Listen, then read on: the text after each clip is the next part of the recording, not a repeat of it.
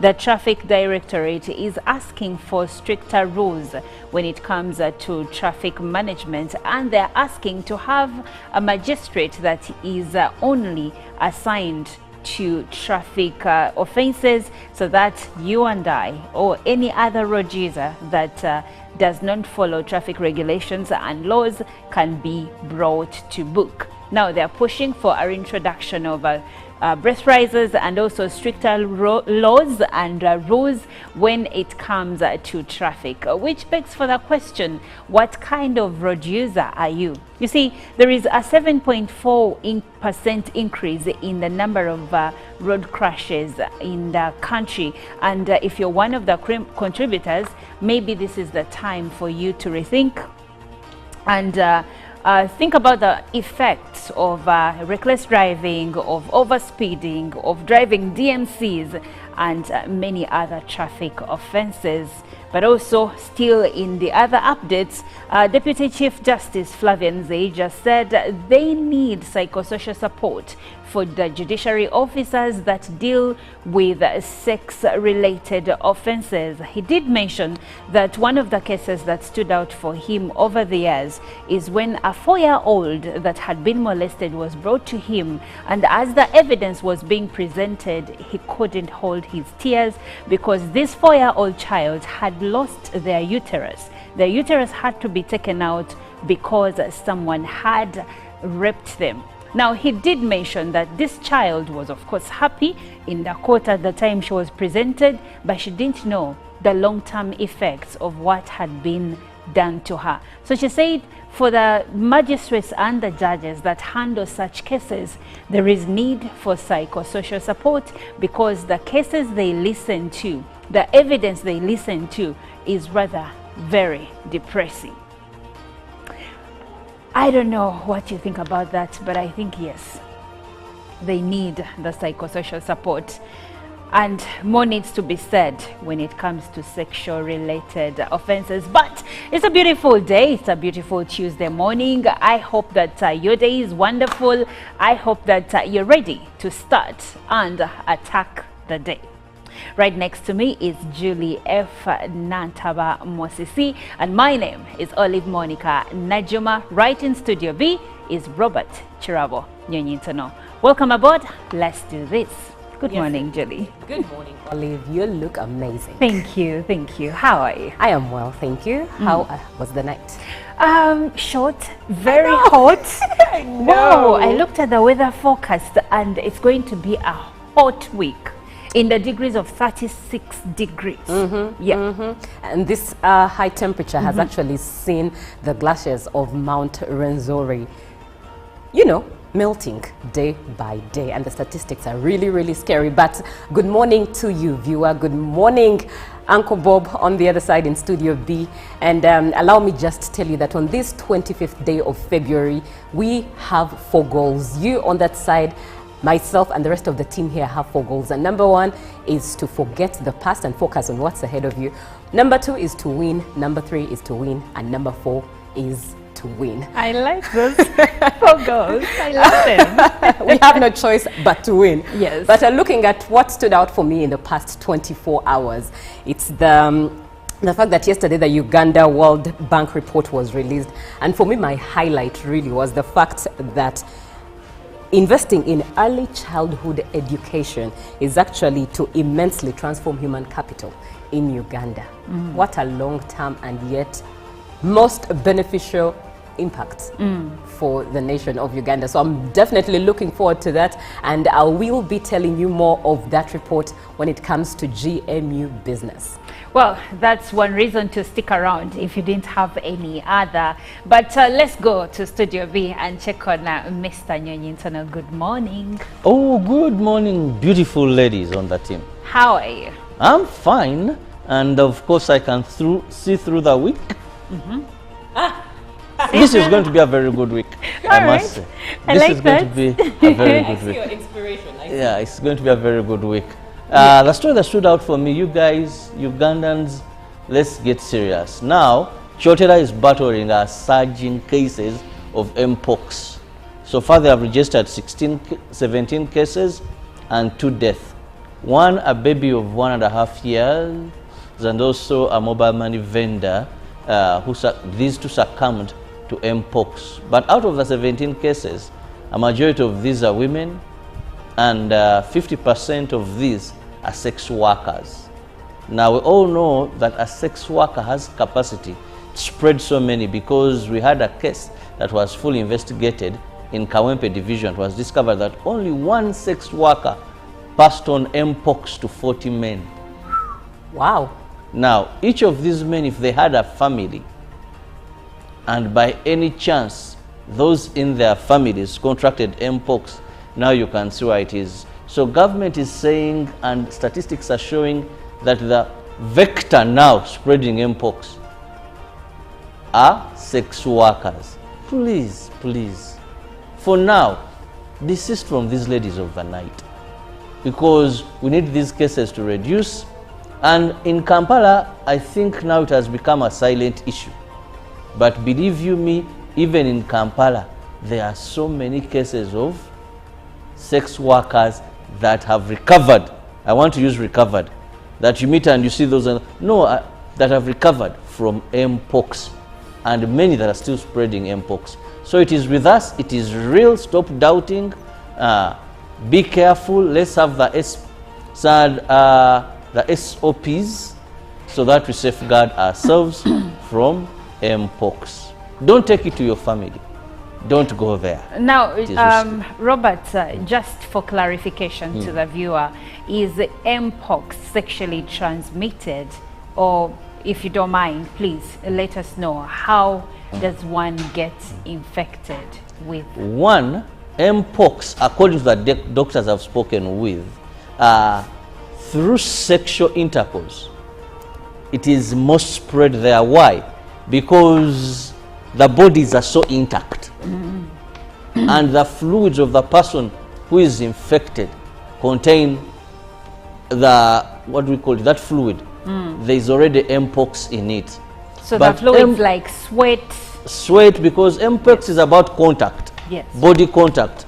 If you're in contact with a person that is infected and is at the level of spreading, you get it.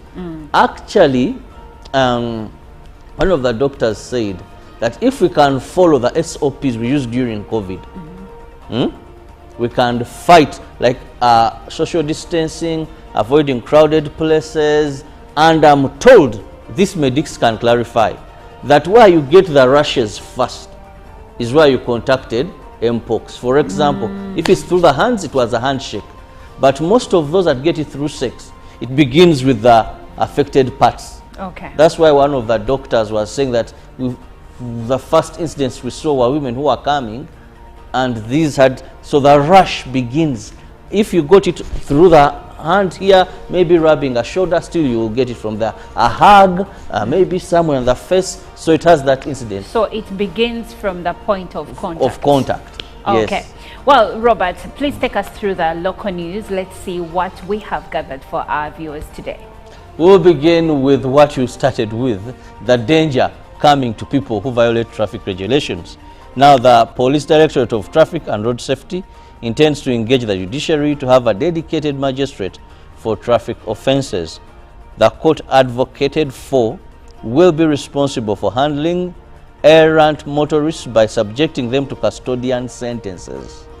The 2024 traffic report indicates a 7.4 increase in fatalities. The 2024 traffic crime report indicates a 7.4 increase in fatalities. The report attributes increase in road clashes to reckless behaviors like speeding and irresponsible overtaking. The express penalty system is being undermined, and police is advocating for a dedicated magistrate to handle traffic offences expeditiously for custodian sentences. Traffic police intends to reignite breathalyzers used for handling motorists for drinking and driving. For a long-term traffic management, the Directorate of Traffic is implementing a universal intelligent monitoring system to track offenders. The report recommended several measures to contain traffic flow and related offences. Among these are infrastructure redesigning, continuous sensitization, and technology use in traffic control.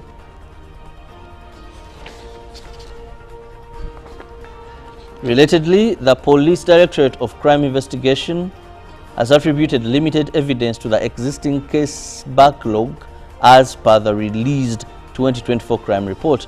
The Deputy Director, Crime Investigations, Biata Chirimo, said witnesses fear to cooperate with investigation teams while others connive with suspects in some cases. In the recently released 2024 crime report by Uganda Police, 43,579 cases are pending, which indicates a backlog in investigation arm of Uganda Police. The Crime Investigations Directorate of Uganda Police attributed this to huge backlog to unwillingness of the public to provide evidence. The Directorate expressed complications while investigating on sexual-related cases, especially defilement and rape. Victims are accused of conniving with suspects, particularly in rural areas where parents negotiate with cases in terms of monetary gain.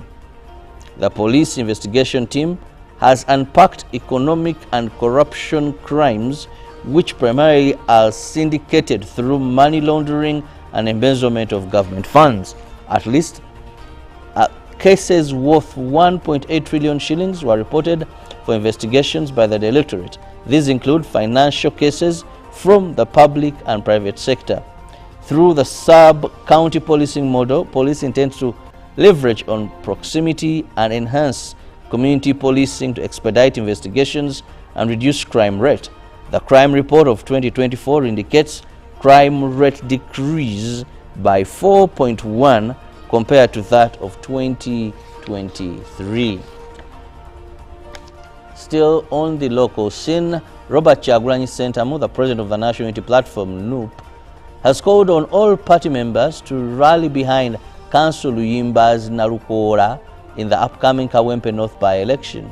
Addressing a large gathering at the NUP headquarters, Kyagulanyi emphasized unity, resilience, urging supporters to do whatever it takes to secure victory. The event drew a massive crowd of NUP supporters who gathered in solidarity for the critical by-election. The atmosphere was charged with chants of support as party leaders reaffirmed their commitment to ensuring a NUP victory. During his address, Kyagulanyi was joined by prominent party members including Chinobe Rashid, Jovan Ranyaga and Kayabula Edi Ruchamuzi. Mityana North aspirant Isaac Tomushabe echoed the party president's message, stressing the importance of upholding the legacy of Honorable Muhammad Segirinya by winning the seat. Chadondo East MP Muwadanku Nyingi also vowed to fight politically to ensure NUP's success in the election, stating that Council Luyimba's Narukola is the right candidate to represent Kawempe North. And finally, from the local scene, the enthronement of Major retired Awich Opola as the 6th Awitong of Akoraku Baku clan was a momentous occasion marked by rich cultural tradition and deep reflection on the state of leadership in Lango. However, the absence of both paramount chiefs was striking departure from the norm.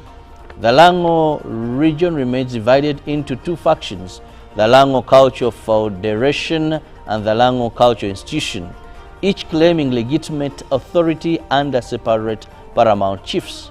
The division has lasted for over a decade, creating tension that extends beyond cultural leadership and into governance and resource control. The church also weighed in on the matter, urging the newly enthroned leader to use his position to address cultural decline and provide support for widows and orphans who have suffered due to the ongoing disputes. Awichi Opola, a lawyer by profession and the current Director of External Affairs in the ruling NRM party, will serve as the clan leader for the next 5 years until the next election. His enthronement adds him to the ranks of the 175 clan chiefs in Lango, a position of influence that comes with great expectations. The exclusion of both paramount chiefs from the ceremony underscores the deep-seated divisions within Lango's leadership, with Major retired Awicho Pola now at the helm of Okwa Wok Baku clan. The focus shifts to whether he can unite the people and foster economic growth amidst ongoing tension. At what is happening on the international scene, the US has twice sided with Russia in votes at the UN to mark the third anniversary of the Russian invasion of Ukraine, highlighting the Trump administration's change of stance on the war.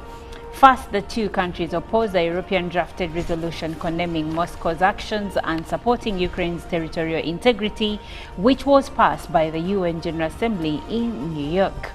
Then they backed a US drafted resolution at the UN Security Council calling for an end to the conflict but containing no criticism for.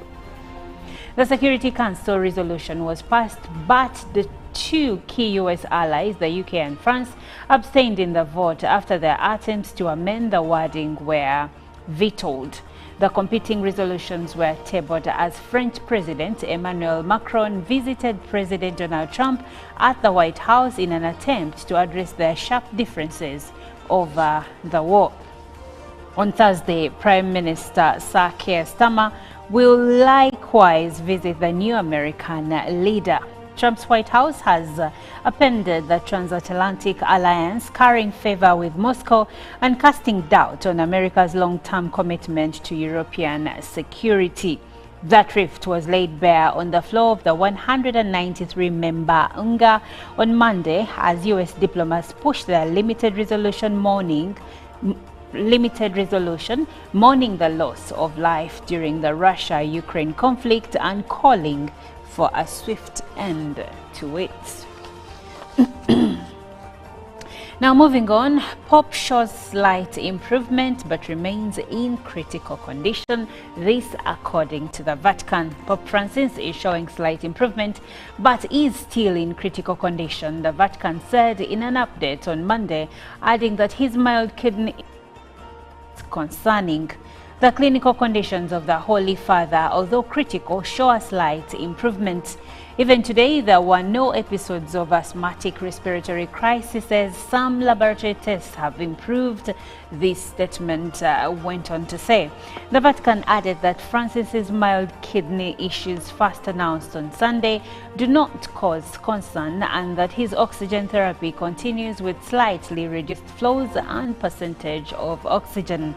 The doctors, considering the complexity of the clinical picture, prudentially do not yet release the prognosis, the Vatican said on Monday, about the 88-year-old pontiff who has been in hospital battling pneumonia in both his lungs. Francis can still move, is not bedridden, and is eating normally, Vatican sources told CNN on Monday. On Monday morning, Francis received the Eucharist and resumed work in the afternoon, the Vatican said. In the evening, he called the parish priest of the parish of Gaza, with whom he has been in frequent contact since Israel launched its siege on the enclave following the October Hamas-led attacks. And lastly, Kenya received 17 rare antelopes from the United States. Kenya has received 17 mountain bongos, a very rare type of antelope, from a conservation center. The antelopes are third-generation descendants of mountain bongos taken from Kenya in the 1960s. The return of the critically endangered animals from the Rare Species Conservation Foundation in Florida as a monumental step in Kenya's conservation efforts. From about 500 in the 1970s, less than 100 mountain bongos are estimated to remain in the wild in Kenya, according to the Kenya Wild Service. The Kenya Wild Service said this was due to habitat loss, poaching, illegal activities, disease, and small fragmented populations. Tourism Minister Rebecca Miano described the arrival of the Bongos at the country's main airport on Sunday night as emotional and so cool and a benefit for Kenya's tourism and conservation sectors. The animals were taken to wildlife sanctuaries in Meru County near Mount Kenya, where they will be nurtured before they are gradually introduced to their natural habitat. Ms. Miano said the mountain bongo, a species originally only found in Kenya, has suffered untold grief over the decades, dwindling to alarming proportions. She said the plan was to grow the population to 700 by 2050. Well, that ends our international news segment. Now let's have a look at the press. Yes, indeed. Looking at what's in the press today, how government plans to fix army courts. Now that is in the New Vision, and detailed UPDF Act amendments released. You can look that up on page 3, but also looking at the pictorial, the world prays for Pope Francis. And there is a picture of a woman praying in front of an image of Pope Francis outside of the Basilica de Guadalupe. But looking at matters money, grow loans, how districts shared 50 billion Uganda shillings. That you can find on page 7 of the New Vision, today's New Vision. And looking at her vision, Mutumba's heartbeats for childless women. This on page 33 to 34 of the New Vision. And also matters quote, woman fined 5 million Uganda shillings over WhatsApp messages. And also parents block head teachers transfer over good grades. And also looking still in the New Vision, there is a magazine, Teen Vision, and it's saving teens from suicide epidemic. That is on pages 19 to 22. Well, that's it from the New Vision. And looking at the Citizen. Startups, looking at startups, why investors are now turning to Tanzania. You'll be able to read that story on page 2, but also a milestone as Aga Khan University holds 20th graduation ceremony. And also looking at matters AI below on the page, around the footnotes, before the footnotes. Student develops AI system to bridge information gap. And also a story on Samia January Makamba, let bygones be bygones. And that's it from the Citizen. But let's also look at the Daily Nation. Who wanted this Briton dead? That is in regards to Campbell's court, the British who was murdered, 58-year British who was murdered in Nairobi, Kenya. A full story on that, and the pictorial still in regards to him, but also looking on the right side, Ruto Raila show of unity. And lastly, an officer killed in Haiti. That is a Kenyan officer killed in Haiti. That's about it from today's press review. Good morning, Uganda. Well, we now continue with the inspiration song of the day, coming from two talents. That one was on Britain Has Got Talent, and the other was on the X Factor. Here is You Are the Reason by Callum Scott and Leona Lewis. Uganda. Now today we bring you the latest in current affairs, key national issues to mention but a few. Now, according to the news that has been circulating all across the board since yesterday, the Traffic Directorate is asking for stricter rules when it comes to traffic management, and they're asking to have a magistrate that is only assigned to traffic offenses, so that you and I or any other road user that does not follow traffic regulations and laws can be brought to book. Now they're pushing for a introduction of breathalyzers and also stricter laws and rules when it comes to traffic, which begs for the question, what kind of road user are you? You see, there is a 7.4% increase in the number of road crashes in the country, and if you're one of the contributors, maybe this is the time for you to rethink and think about the effects of reckless driving, of overspeeding, of driving DMCs, and many other traffic offenses. But also, still in the other updates, Deputy Chief Justice Flavian Zay just said they need psychosocial support for the judiciary officers that deal with sex-related offenses. He did mention that one of the cases that stood out for him over the years is when a 4-year-old that had been molested was brought to him, and as the evidence was being presented, he couldn't hold his tears because this 4-year-old child had lost their uterus. Their uterus had to be taken out because someone had raped them. Now, he did mention that this child was, of course, happy in the court at the time she was presented, but she didn't know the long-term effects of what had been done to her. So she said for the magistrates and the judges that handle such cases, there is need for psychosocial support because the cases they listen to, the evidence they listen to is rather very depressing. I don't know what you think about that, but I think yes, they need the psychosocial support. And more needs to be said when it comes to sexual related offenses. But it's a beautiful day. It's a beautiful Tuesday morning. I hope that your day is wonderful. I hope that you're ready to start and attack the day. Right next to me is Julie F. Nantaba Mosisi, and my name is Olive Monica Najuma. Right in Studio B is Robert Chirabo Nyonyintono. Welcome aboard. Let's do this. Good morning, Julie. Good morning, Olive. You look amazing. Thank you. Thank you. How are you? I am well, thank you. How was the night? Short, very hot.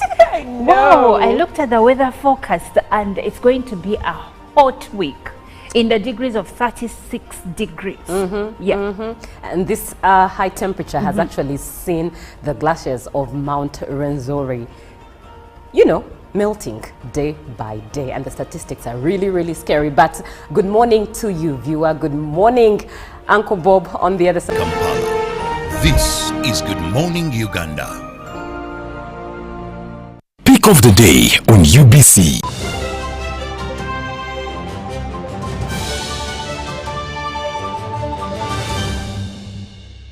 Was brought to you by I'll call you every day, yeah, yo, baby, don't know. You can now get all the Chibuzi out with MTN voice bundles. Call all networks. Kubei Dondoro.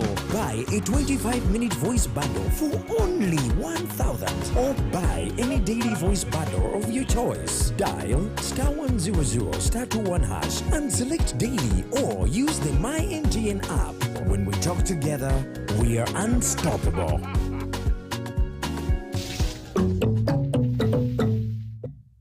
Live from UBC Studios in Kampala. This is Good Morning Uganda.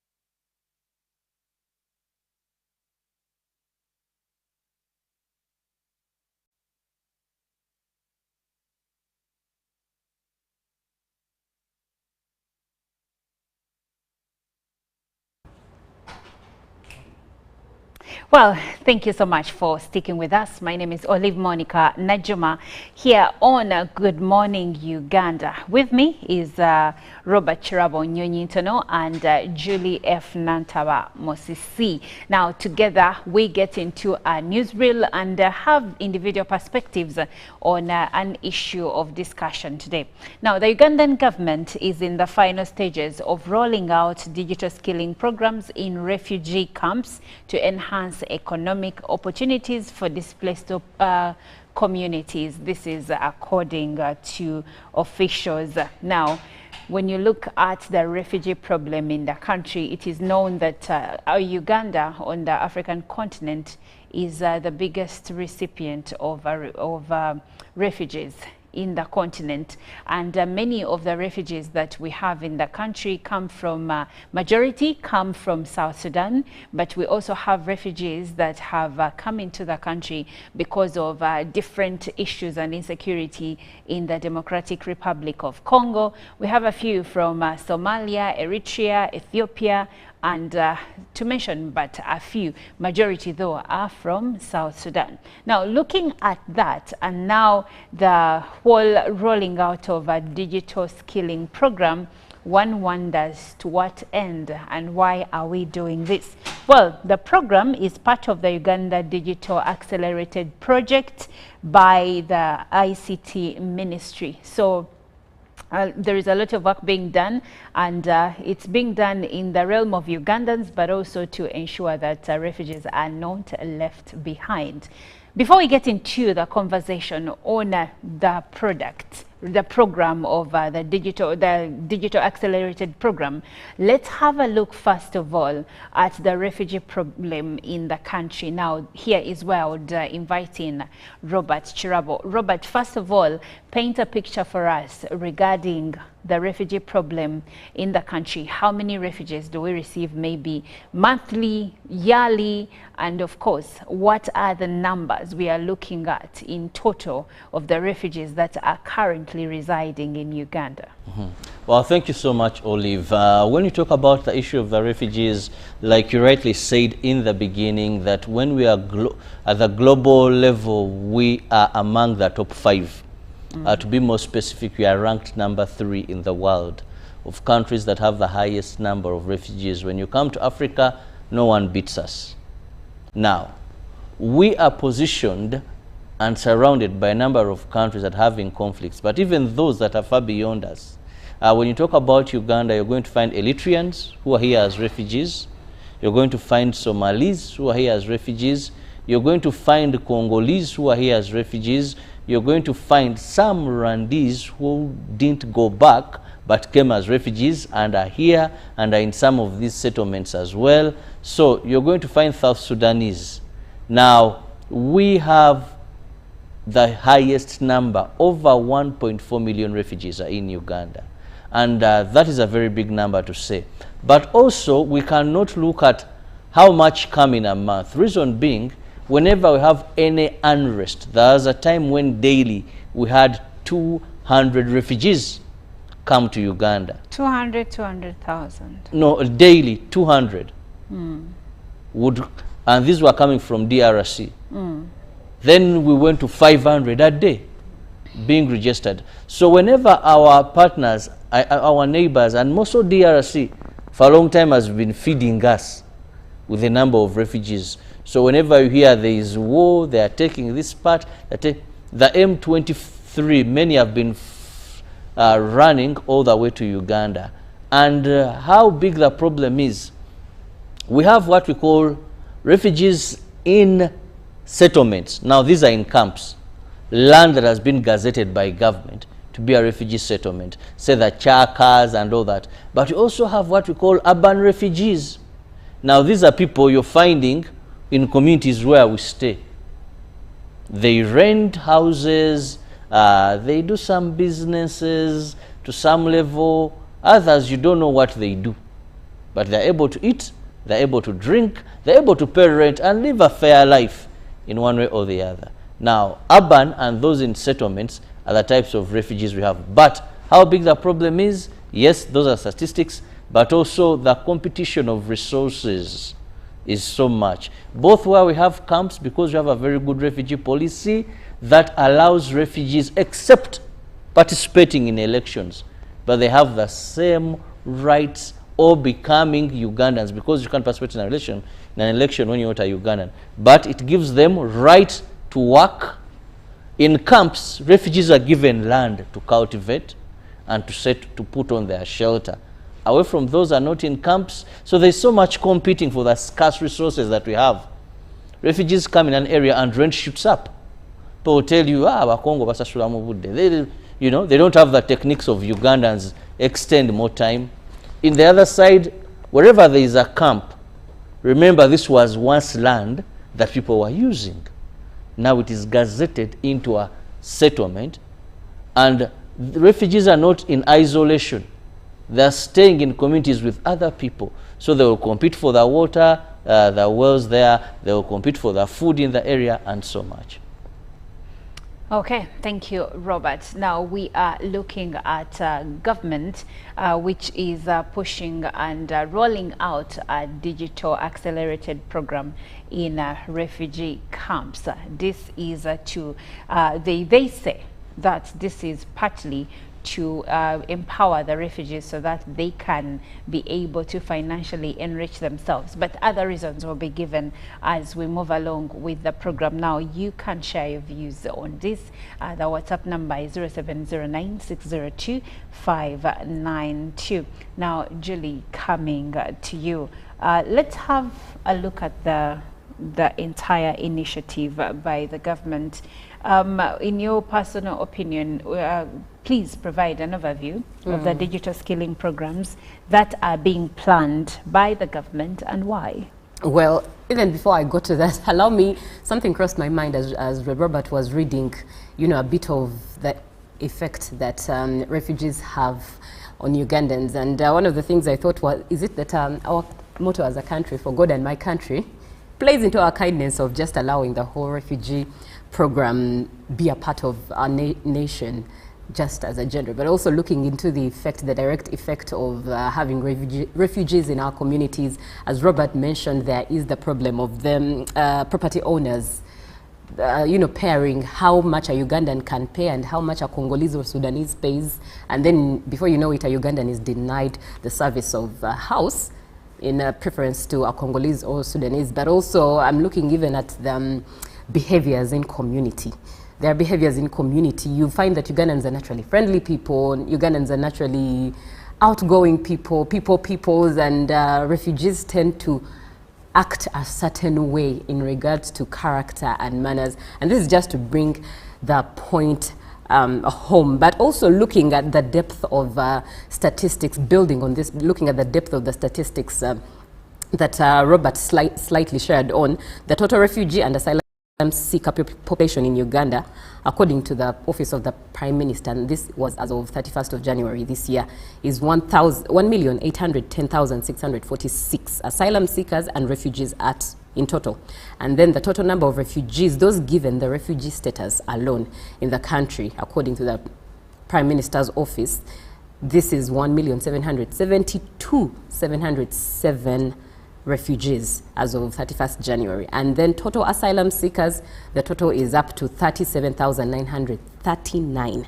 And then looking at, the whole influx of them have been in the country, you can tell that indeed they affect how we receive services and how we tap into the service sector and goods sector altogether as a nation. But looking at the ICT part of things, well, I believe one, it's important that they are empowered, because when they are empowered, it lessens the burden a bit.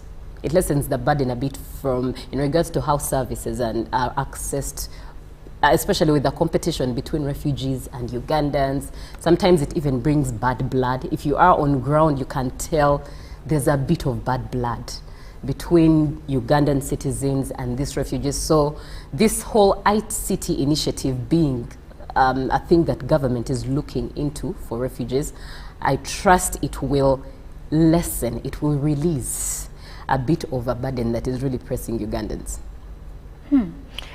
Before I actually move on, is us having refugees mostly negative? Because I'm yet to hear from you and Robert what benefits we get as a country from hosting refugees. Well, I think in regards to foreign policy and on a global perspective, perhaps it has a positive connotation.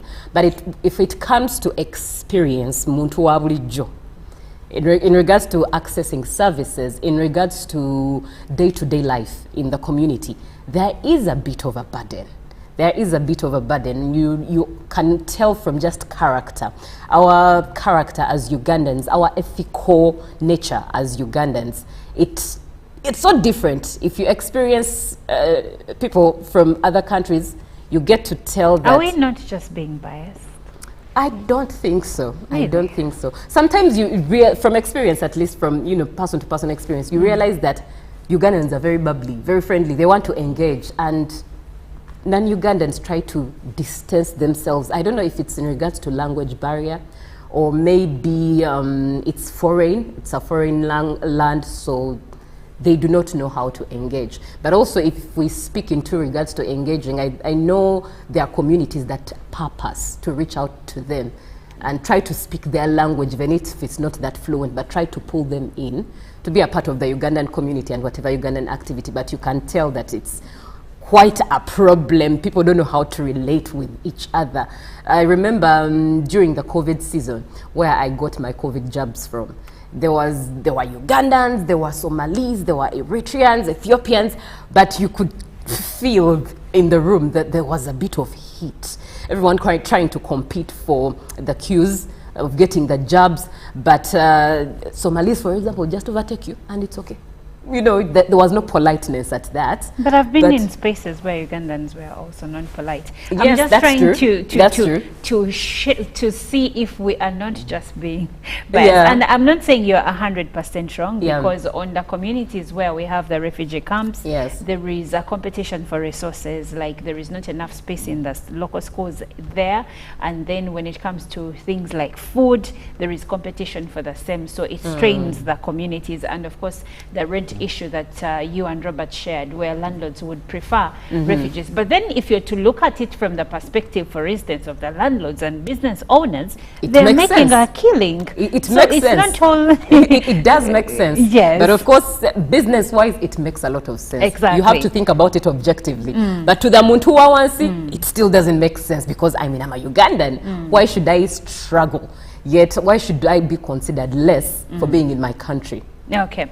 Now, Robert, let's go back to the digital skilling. What skills will be taught? And given that we are normally in a space or a country where we many times lack necessary human resource and other resources to do things of this nature, how is it going to be done? Well, thank you, Olive. Now, first, we must understand that when you have such a huge number of people, you can't keep them away from the digital world, because they keep on coming and you don't know how long they are going to stay, and you want to have them productive. Now, one of the areas where we enhance productivity is the digital transformation. For example, today, for one to get a driving license, for one to get a national ID, for one, there is so much that we are having what we call e-government, where they'll just tell you, this is the website. Go to this and seek this information. Now, one thing, if you've noticed, I think if you've interacted with the urban refugees, many of them depend so much on the internet to hear from their people, to conduct their business. So if one is in an urban refugee with relatives in the camp, and the relatives are digitally skilled, because if you don't have coverage there in the camps, how are these people? But also, like we said, these are people that live with us. Yes. Our refugee policy has been praised on global platforms. I've heard the former president of USA, Joe Biden, praising Uganda's refugee policy. A further Secretary General of the United Nations are praising the Uganda's refugee policy. So we have a very good policy that looks at refugees as almost Ugandans. Now, if you're looking at Ugandans and refugees as almost Ugandans, you must ensure that they have the digital skills. So that if opportunities for jobs come in and they need to have them digitally able or knowledgeable, these refugees can come in. For example, minor skills like ability to type, ability that a person, because they're not going to take for them that complicated so much, but at least to have enough information. Now, under the government program, and it focuses on a few areas that I want to just point out briefly, if you may allow me, Olive. These include expanding digital connectivity, extending high-speed internet access to underserved communities through infrastructure investment and policy reforms. Now, this is a government program that the entire country, the entire Uganda, of which refugees are in Uganda, it has speed internet access.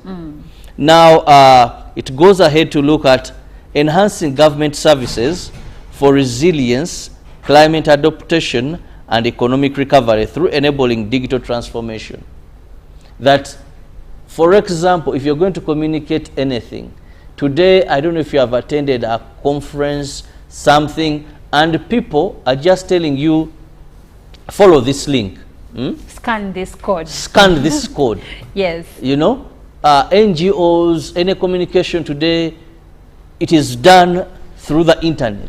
Okay, now, Robert, I like that you have highlighted the digital infrastructure that the government is planning to advance to enable the digital skilling to be a success. But I would like to hear what you have to say on whether there are any plans to address power supply issues, perhaps through different solutions to ensure consistent access to digital tools.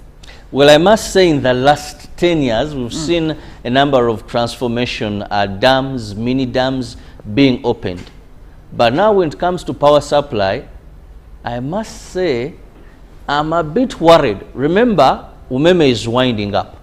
Yeah? And we're already feeling the This pinch. was a I don't private know if you company have not, that had invested. Now, for the last 2 years, Umeme, having known that its concession is coming to an end, they had ceased investing.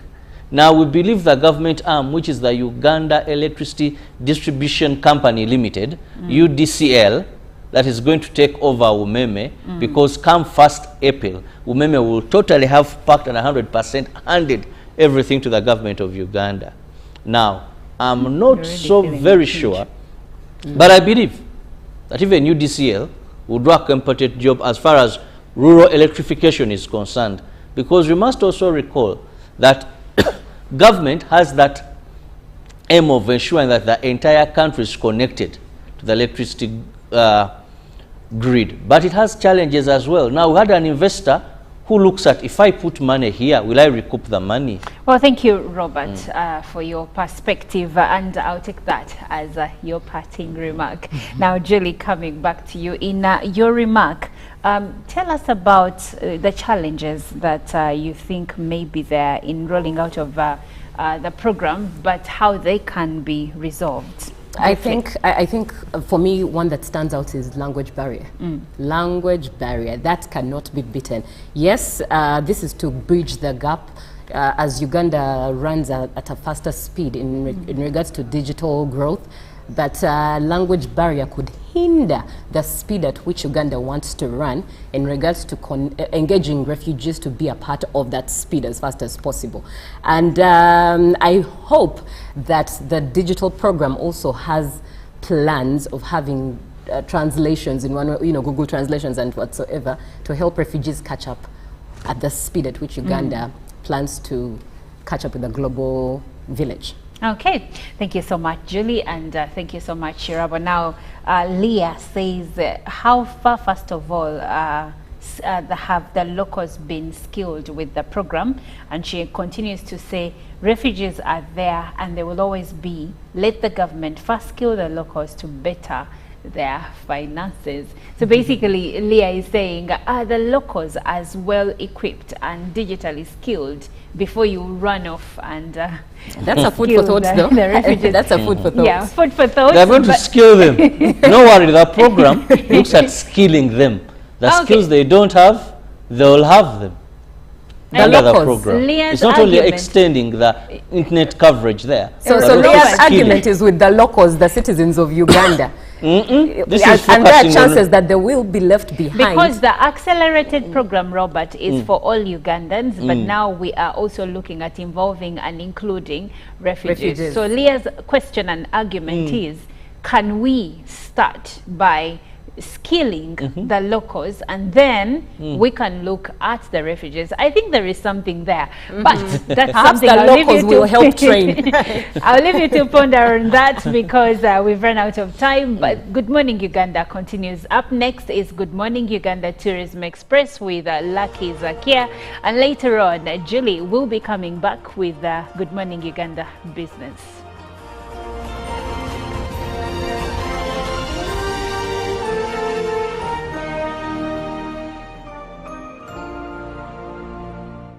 Live from UBC Studios in Kampala, this is Good Morning Uganda.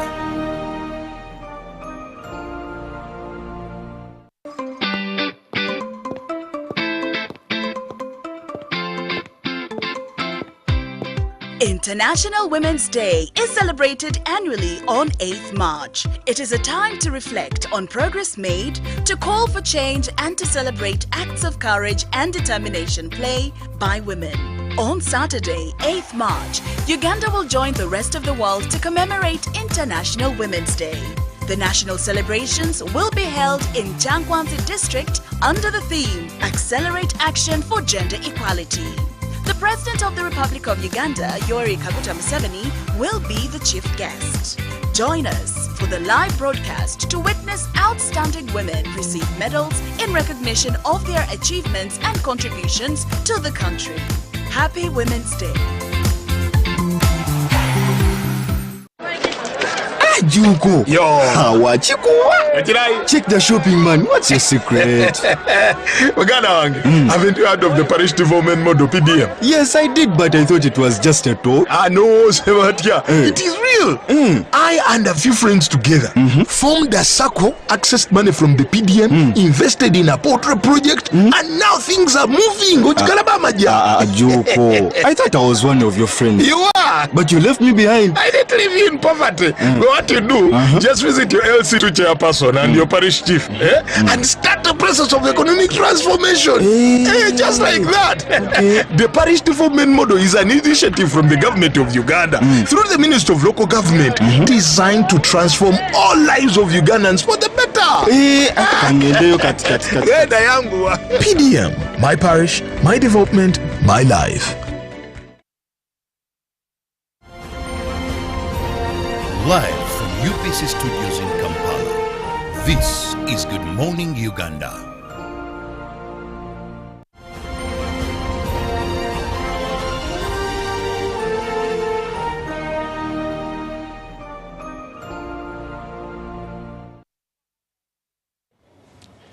Up, richer and thankful Lord is what keeps me going for the next day. Good morning. My name is Zakia Lucky, and thank you for joining us on the GMU Tourism Express.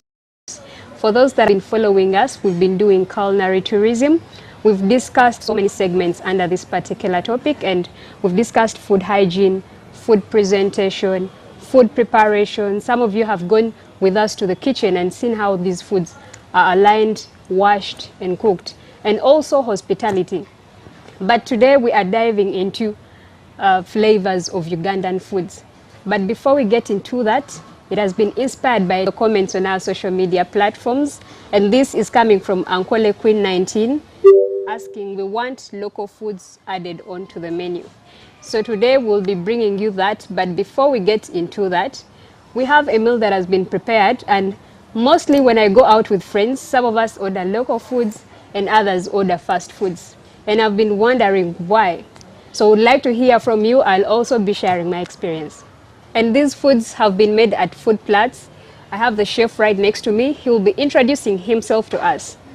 My name is of Wangwo Sharif Abbakar, a chef at Food Plats, located at the National Theatre. So from my particular experience, whenever I go out with friends, by the way, I don't like addressing this as local foods, but Ugandan foods. Mostly when you check these menus, they have Chinese food, they have Indian foods. But when you're looking for Ugandan food, you will find local foods. Anyways, whenever I go out with friends, usually for me, I really love local foods. But also other friends of mine usually order for fast foods. But Chef Sharif, from your experience, I would like to know from the people that you cook food for, Does the biggest number usually ask for fast foods or local foods? Actually, it depends. If you receive LD clients, I mean those of, let's say, from 30 and above, Yes. that category of people look for local food. Then the generation of youth look for fast foods. The generation of foods like myself, I said I like local foods. I don't know now if I have to belong in the 30s and above, but he will be telling us, what do you think the youth or the teenagers or the 30s and below prefer fast foods? Mostly, they tend not to be having time. That's the biggest factor. So I'm getting to learn that in Uganda, young ones don't have time compared to 30s and above. Okay, so when we talk about those that are aged 30 and above, why do you think they prefer local foods compared to fast foods? They prefer local food because it has no oils. It's done locally, and actually a big number of them. How should I meet? Tebagala butto. Tebagala bintu bisava. Yes. So bagala nnyo emmere like steamed. Taina fats. That is it. So from the fast foods, can fast foods be prepared in that manner without oils? It's quite difficult. Okay. Because most of the fast foods run with oil, according to my knowledge. Which makes the biggest number of young people go off for fast foods. So I would like to know, why do you think the elderly or 30 and above do not like foods with oil? Those are mostly abantu abakuze balina issues zaabwe. Abamu balina ebirwadde bitabakkiriza like nga sukaali, abalala balina kidney failure, n'ebirala pressure. Kati balina their personal doctors nga bagamba ebintu ebirina butto mubyewale, ebintu ebisava nnyo mubyewale. Ojja kwesanga abamu he comes orders for steamed vegetables alone. Okay. Excuse me. For steamed vegetables alone. Others come ask for avocado. Okay.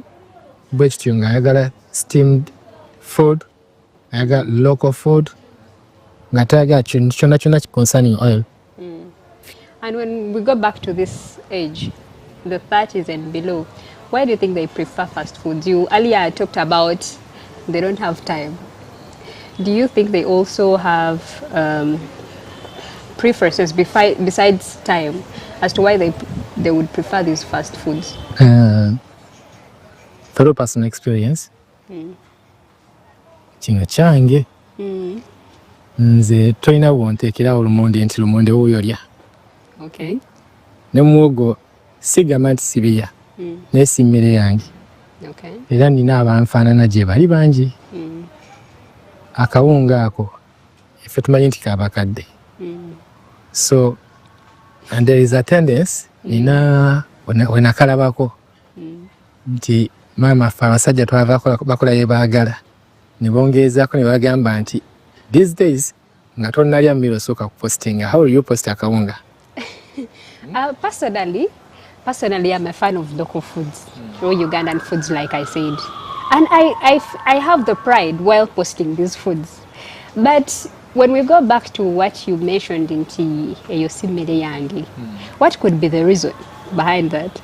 Actually, nkiwulidde nnyo ulcers zisumbuwa abantu. Okay. Kati ojja kusanga abamu nga zabajja ku matooke, zabajja ku lumonde, n'akawunga. Kati tosuubira nti omuntu ajja kujja ordering for local food. He or she will opt for chips chicken, chips liver, chips beef, chapati Rolex, that caliber. So what are those fast foods that you usually get orders for? Here? Chips chicken, chips liver, chips goat's meat, frankfurters, sausages. I think there is something special about chicken and chips. You know, it has been that one trending thing in that they used to talk about it. In Kampala, if you want to, the shortest route to a woman's heart is chips and chicken then. I don't know if you heard about that. But now, how can we, if we're to help out young people, because when you said 30s and above have health issues that are probably making them eat local foods or Ugandan foods. So how can we help the young people who have not yet gotten to that particular part to start also wanting local foods? But like I said, could it be upbringing at home? They've grown up seeing parents only order for KFC, bring them KFC, and it's also a norm that we see these days at VD. When you see most parents coming to VD, very few parents will come carrying luombo for their children. You'll see cafe javas, you'll see KFC all over. And I think probably that is why most of these young people have gotten used to fast foods. Ffe tukuze tumanyi empombo tuzirya ku buko. Kizibu okusanga waka nti bafumbye oluwombo. Okay. Ojja kusanga bw'osanga amanyi okufumba when they have a chef at home, they will say today we're going to do beef clash, beef stroganoff, chicken tikka, chips masala, kuba omuzadde ayagala asanyusa abaana. Kati omwana azaali ebyo ne bw'anaagenda ku YouTube ajja kunoonya related foods ezitambulira mu kalibu eyo. So sisuubira nti olina omusanga ano ng'adanalize for local food. Local foods. And also picking from what you said earlier, probably it's the trend that is happening today. Before you eat food, you have to first snap. And maybe local foods are not appealing to camera or social media, or even starting to be bullied by your fellow peers. For example, why is a teenager or a youth posting about local foods all the time? But it's enjoyable to some of us because I fall under the same category. But what I would also like to know about these foods in preparation, what are some of the things that differentiate when you're preparing the fast foods and the local foods? Okay. When it comes to fast foods, 98% fast foods goes with oil. With oil? Yeah. Then for the case of local food, it's totally steamed. Because you may ask for a rich potato and I give it to in a local way, a steamed one.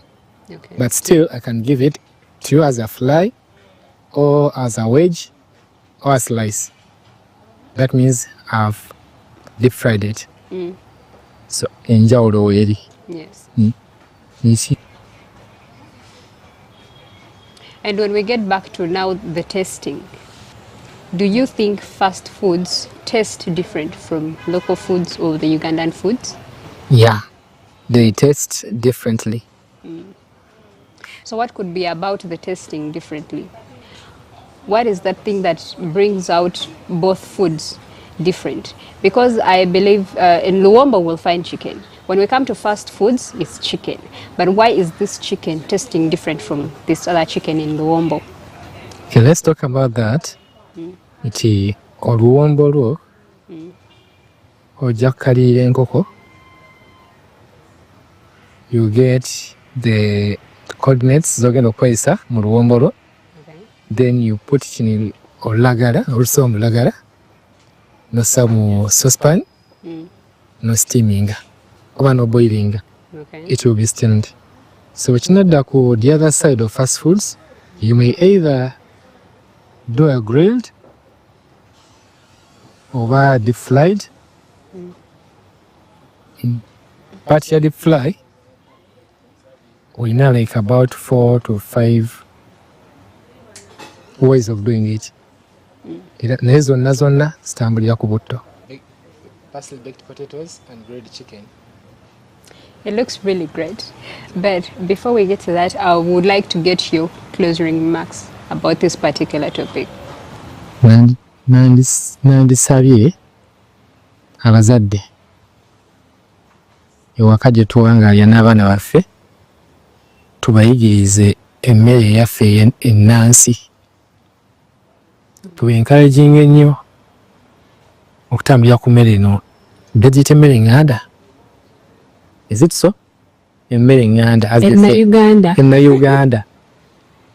Then tubayigirize n'okugifumba tubatunuulize tubatangazeemu n'obubi obuli mu butto omungi oba kale ebintu ebisava. Chef Sharif mumwewuliddeko, but what I'm getting from this is that the young people or the youth aged from 30 and below prefer fast foods, and the 30s and above prefer local foods or the Ugandan foods. But as far as promoting tourism, it's the youth that are using social media so much. So would advise that, you know, as we continue to, like the norm of snapping food before you get started to eating, imagine we're putting out Ugandan foods. And by the way, they are also beautiful in these pictures, and we have a variety. So next time you'll be catching us with local foods, highlighting Luwombo. I can't wait to have you then.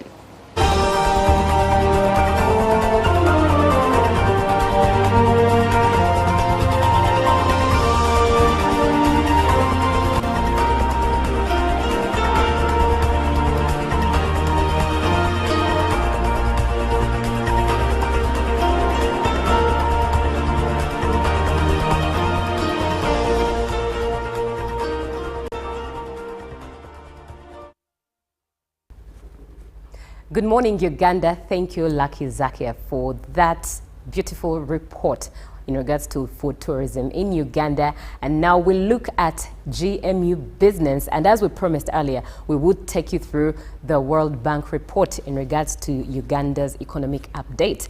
And it was released yesterday, 24th February 2025, and it was the 24th edition of this report. And this year's report focuses on investment in early childhood development for transformed human capital. Now, at the report dissemination in Kampala, the World Bank's Regional Director, Kimiao Fan, urged government to leverage on the country's demographic dividend to foster rapid social and economic development. Government and other relevant stakeholders aligned to childhood development are urged to strategically invest for a resilient economy. Through investing in early childhood development, Uganda will harness the potential of its growing population and capitalize on its demographic dividend. Analysts concur that leveraging on the nation's youthful population, one of the youngest in the world, is crucial in achieving its social and economic goals. They also warn of dire consequences if the country takes for granted the element of human capital development. Henry Musasizi, the Minister of State for Finance and Economic Development, confirmed that the government is prioritizing investment and improved efficiencies in the education sector. He mentioned that the budget allocation for nutrition linked to child development grew by 75% in the 2024-25 fiscal year, and economic scholars call for proper national budgeting and fiscal consolidation to manage public debts that tend to limit allocation of funds to areas like early childhood development. Now, looking into matters insurance, Uganda's insurance penetration has remained below 1% for nearly 2 decades.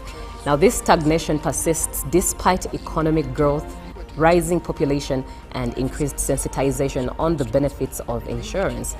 Industry players attribute the low uptake to limited disposable income among the majority of Ugandans. And this trend is worrying, says Peter Makanu, the managing director of Liberty General Uganda, who emphasizes the financial constraints remain a key barrier to insurance adoption.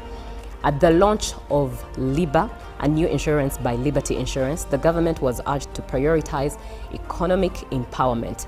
LIBA is a digital tool which simplifies insurance purchases, offering seamless access to all. With increased digitization of services, insurance companies are optimistic about the future. They believe innovations like LIBA could drive growth and enhance insurance adoption across Uganda. Now, looking at matters music, artists release a silent album in protest at AI copyright proposals. And this is more than 1,000 musicians, including Annie Lennox, Damon Albarn, and Kate Bush, are to release a silent album in protest at the UK government's planned changes. As the UK government planned to change copyright law, which they say would make it easier for AI companies to train models using copyrighted work without a license. Now, under the new proposals, AI developers will be able to use creators' content on the internet to help develop their models unless the rights holders elect to opt out. And the artists hope that this is what we want. The album to be released will be released this Tuesday, today, and will draw attention to the potential impact on livelihoods and the UK music industry. Now, all profits will be donated to the charity, and the charity is to help musicians. Now, in the music future, will our voices go unheard? This was said by Kate Bush in a statement. And the album also backed by the likes of Billy Ocean, Ed O'Brien of Radiohead, and Bastille's Dan Smith, as well as The Clash, Mystery Jets, and Jamiroquai, features recordings of empty studios and performance spaces demonstrating what the artists fear is the potential impact of the proposed law change. The track listing for the record simply spells out the message: the British government must not legalize music theft to benefit AI companies.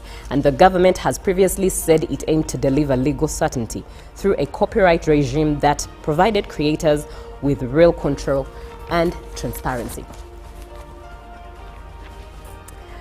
Now, looking at today's exchange rates as of 24th February 2025, the US dollar opened at with buying at 3,664.95 and selling at 3,674.95. By midday, it was buying at 3,669.55 and selling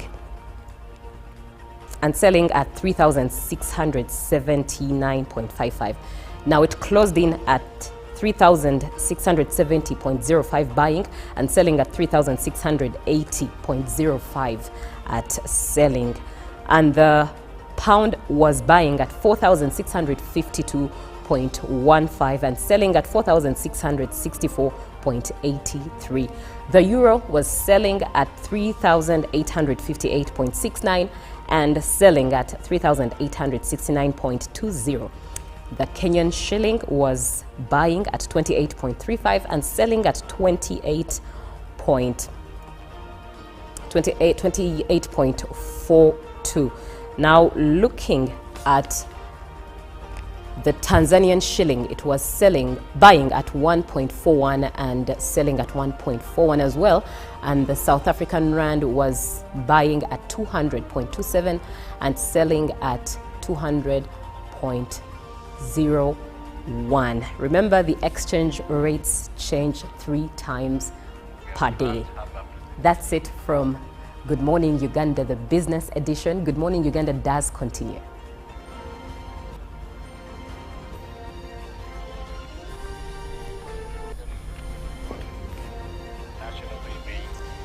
Esimu yechanze nga I cannot.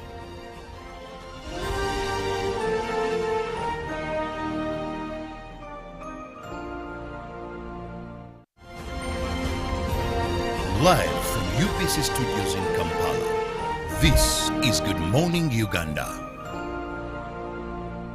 Pick of the day on UBC.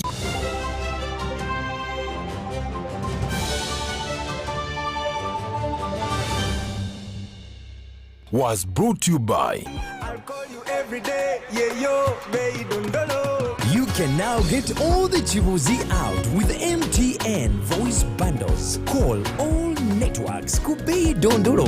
Buy a 25-minute voice bundle for only 1,000 or buy any daily voice bundle of your choice. Dial *100 *21 hash and select daily or use the My MTN app.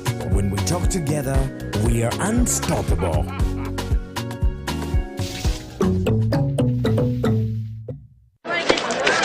Juko. Yo. Check the shopping, man. What's your secret? Haven't you heard of the parish development model PDM? Yes, I did, but I thought it was just a talk. No, Sebatia. It is real. I and a few friends together formed a circle, accessed money from the PDM, invested in a poultry project, and now things are moving.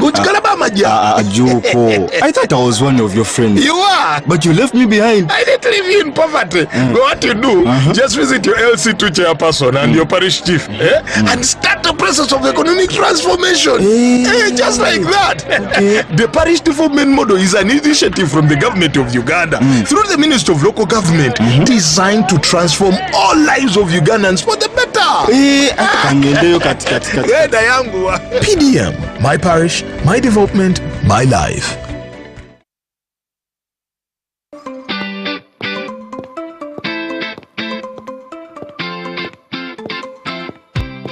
International Women's Day is celebrated annually on 8th March. It is a time to reflect on progress made, to call for change and to celebrate acts of courage and determination play by women.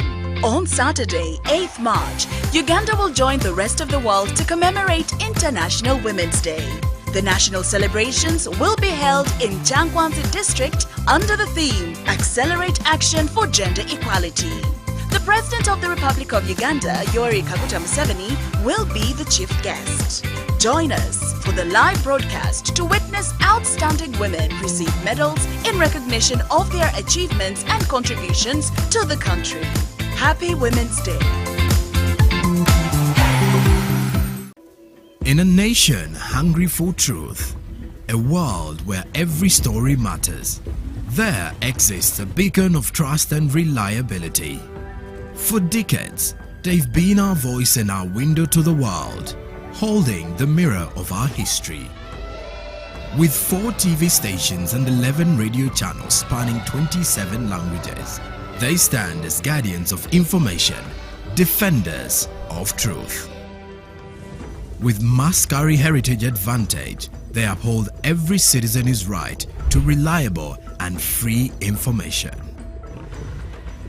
Their archived stories shaped our past and illuminate our present. Yet now, as new challenges arise and the world evolves, their mission faces its greatest test yet.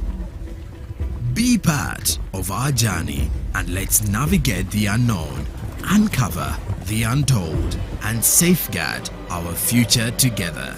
Tune into your public broadcaster, for it is the intersection of trust and truth. Because to UBC, your story, and every voice matters. UBC, inspiring Uganda.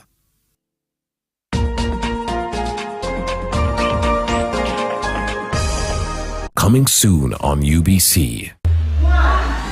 Are you ready to take your fitness journey to the next level? Join the Sweat Squad by Sion. Coming soon to UBC TV. With expert guidance, cutting-edge workouts, and a supportive community.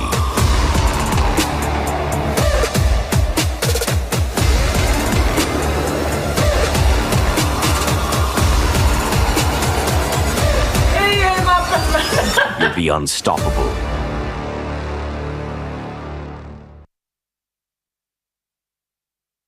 A new dawn on Behind the Headlines with me, Timothy Nyangweso. Every Wednesday, live in our studios in the heart of Kampala, we have conversations that have analysis, explanation, but not every truth is fact, and not every fact is truth. Every Wednesday, 10 p.m. on your public broadcaster.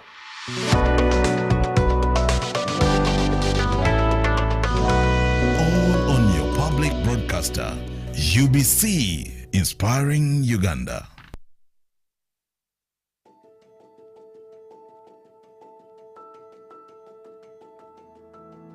The circle started 5 years back with 15 members who were part of the executive, and we managed to use the same 15 members to mobilize the youth and come in to make the 16 associations. So each member took a thought of gathering, mobilizing the 15 people to make associations. So the circle was established. We happened to have 229 members that qualified for 30 millions, which we got in 2021. We used the 30 millions from the presidential initiative to buy the 6 motorcycles, which was a small number to benefit the 229 members, but we managed to use it. The 6 border helped us to go under saving culture. We managed to group our members into 15-15 for saving culture. So the saving culture is 15 groups. They could get 12,000 per day, which 12,000 at the end of the month manages to buy 1 motorcycle. That 1 motorcycle is shared among the 15, so they vote who to take it. The 15 kept on until the 15 months. Every member had to get 1 motorcycle with saving culture. As I say, we managed to get 84 motorcycles from today's report. On daily, a rider, you move Kawempe, Nakawaru, Makinde, you Kampala Metropolitan, and at the end of the day, you have 50,000. That one, we call it average day. There is a time you make 100, that is, we call it the golden day. So most of our members came without anything to use or to support their family. So we helped them by giving them the border as one of the job opportunity the circle is offering to the community. Kunso kwebaza President Museveni olw'enkola eno gyatutereddewo otukulaakulanya nga najja wano mu Ssaka eno nga sirina piki era ndi omu ku bammemba abaasooka okufuna piki. Kati abavubuka abali bateesobola kugula piki wano kiba kyangu. Ogula buguzi migabo $5,000 ng'ofuna piki ng'otandika obulamu. Ate ku layisi tuli bangi. Kuba omuntu tolina miliyoni 5 zigula mpya 5 kitundu. Oba oguze emigabo ate nga gijjo n'otandikira okwo. Tolaba nti oba ofunyemu. Abantu abali batalina mirimu baagifuna. Wawo guno mulimu nno gwe nnyini tugufunyemu singa simaanyi ga mulimu guno. Kitegeeza nandibadde sikola ki? Sina ngeri kigenza bikwasaganya. Abaana basoma era muki okulya byonna bakozesa nyusaamu era kiki era ngutwala ng'ensonga enkulu kubanga ofunamu. Gubinkolera goge mazima gubinkolera ddala bulungi mukadde tajjula maama gwe nninawo yekka oba oli awo akasimu ate kino bakiri mugira nga noteekayo n'omusingi ate kino egamba tosobola kululwamu ki sente.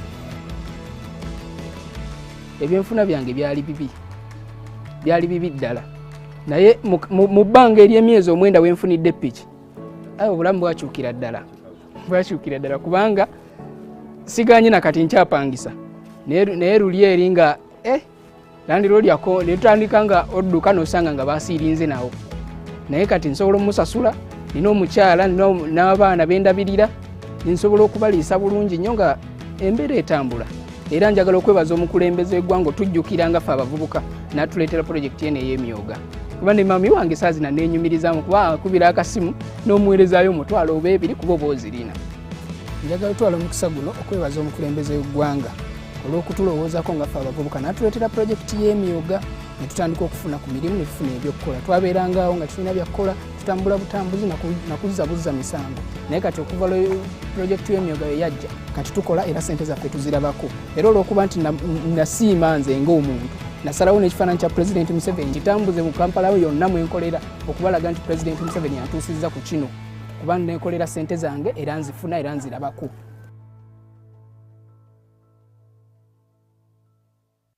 Live from UBC Studios in Kampala, This is Good Morning Uganda.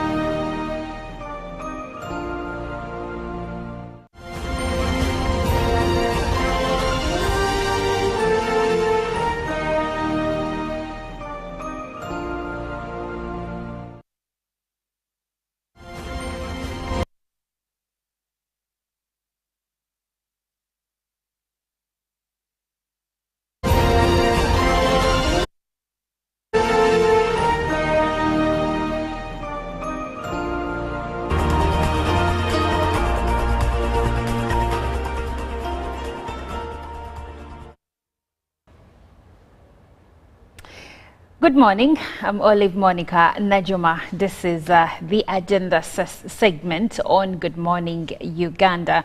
Now, as Uganda nears the 2026 general elections, an unusual silence looms around political parties. The political landscape is rather too quiet. Ideally, this is the time when you would see campaigns being launched, endorsements of candidates being carried out, but unusually this time round there is a bit of silence over the political landscape, and one wonders, are political parties strategically remaining silent, or there is something more deeper than what we can see?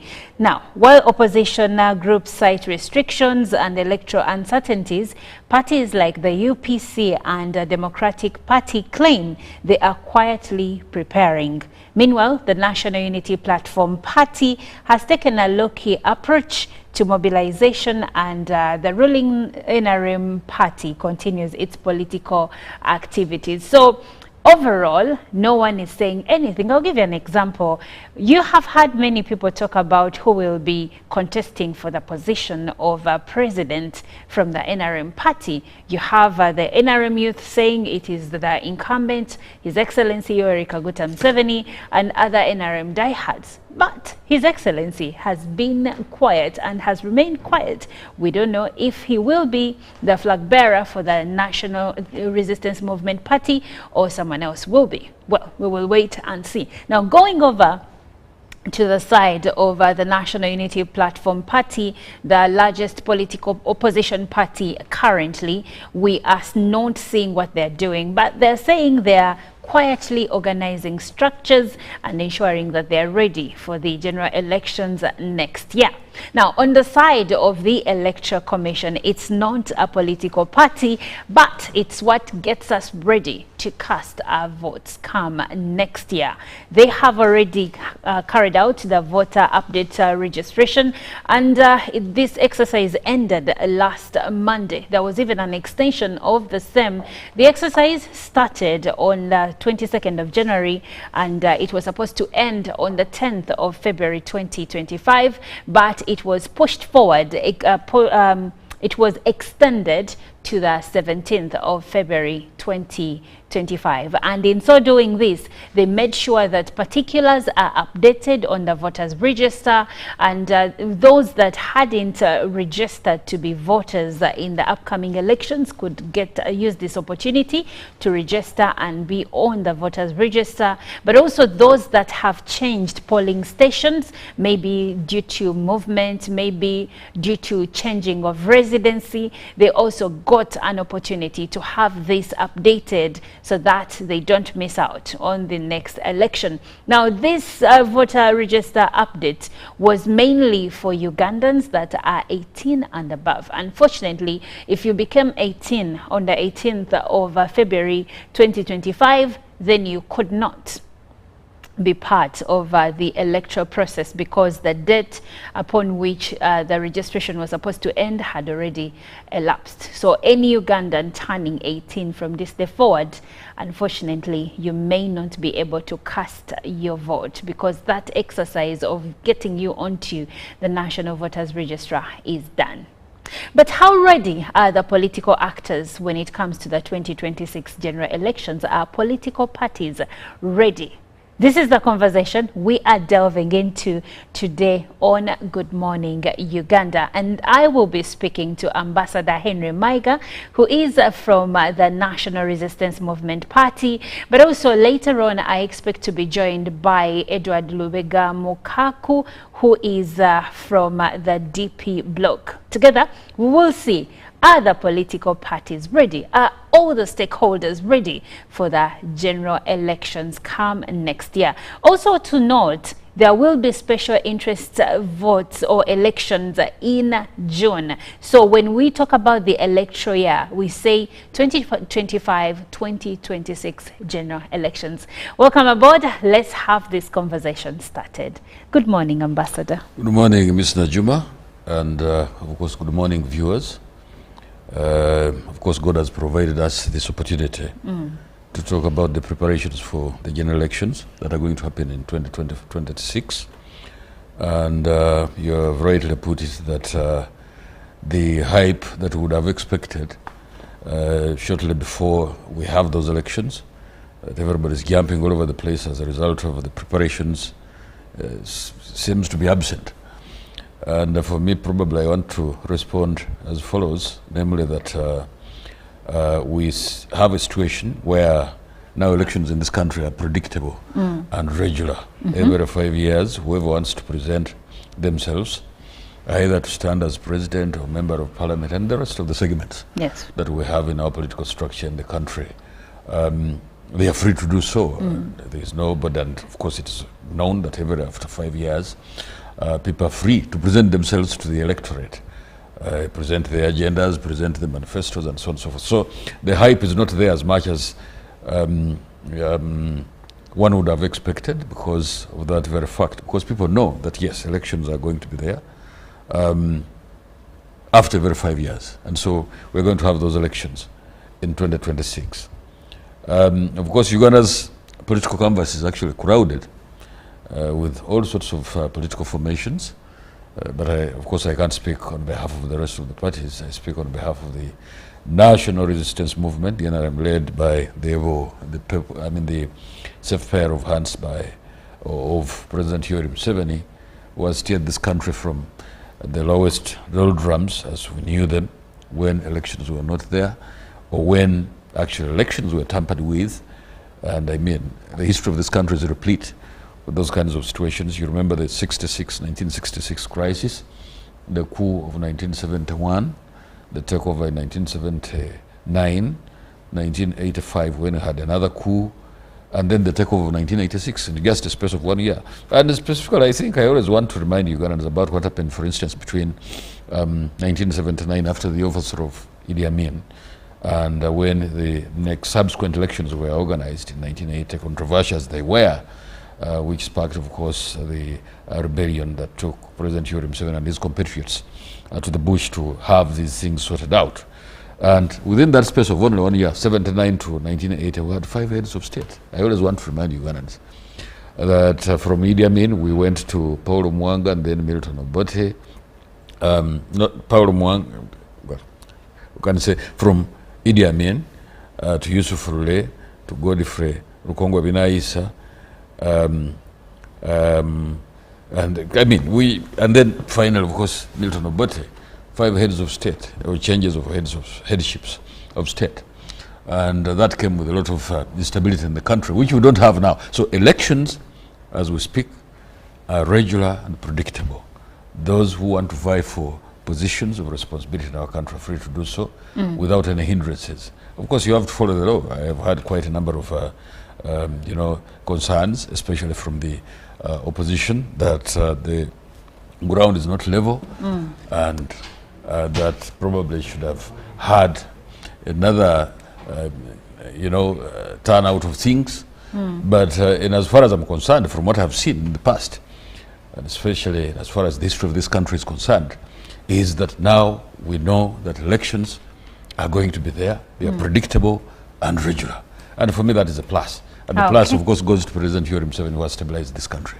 All right. Well, President Yoweri Museveni has stabilize this country. It goes without saying. And I like where the ambassador highlights that at least we know that elections are now predictable. Predictable in a sense that we are going to have an election cycle every 5 years, because there was a time when we didn't have elections for quite some time. And then with the NRM after the war, we have had regular elections since 1996. So that is commendable. We cannot, I mean, even if you're against the government, even if you're from the opposition, the one thing you will say, at least the elections are going to happen. Now, according to the outcomes, it depends on which side of the spectrum you're on. Some will say the elections were not free and fair.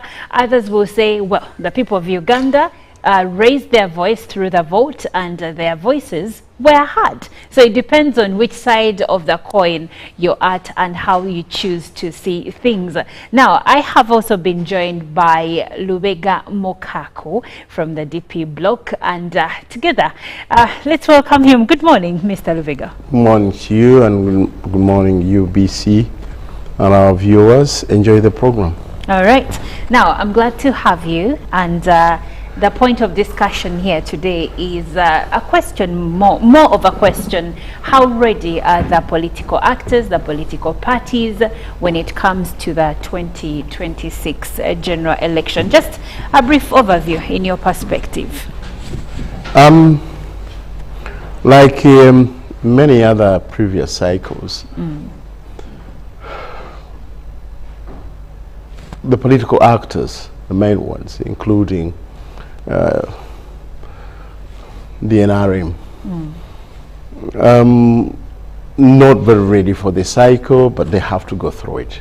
But the unfortunate bit is that every other time it looks like we are more unprepared than the previous elections.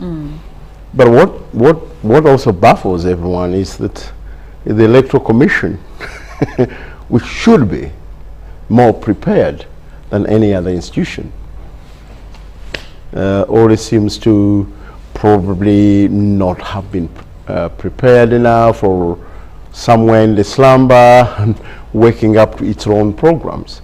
Many of the programs that it set out to accomplish have either been haphazardly done, or some of them even skipped, and you wonder why. For example, when you look at the electoral program, step 2, step 3, step 4. Can we get a bit deeper into these programs? Which programs have been half done in your perspective? For example, the issue of constituency and boundaries demarcation, which was a three-process agenda. It was not done. We only saw them in a few areas in the city. Elsewhere, nothing really happened. They were supposed to have pinned up, if I can use the word, pinned up what they actually redemarcated at every parish and at every sub-county. Nothing happened. And the process, they just went on as though nobody was bothered. And this is a very important exercise, given the gerrymandering, the amount of gerrymandering that we have had in the past, the unfair demarcation of constituencies. And again, the actors themselves, I mean the aspiring candidates, and those who are supposed to pick their own candidates, it becomes a little bit disturbing. What do we call that? Interesting perspective.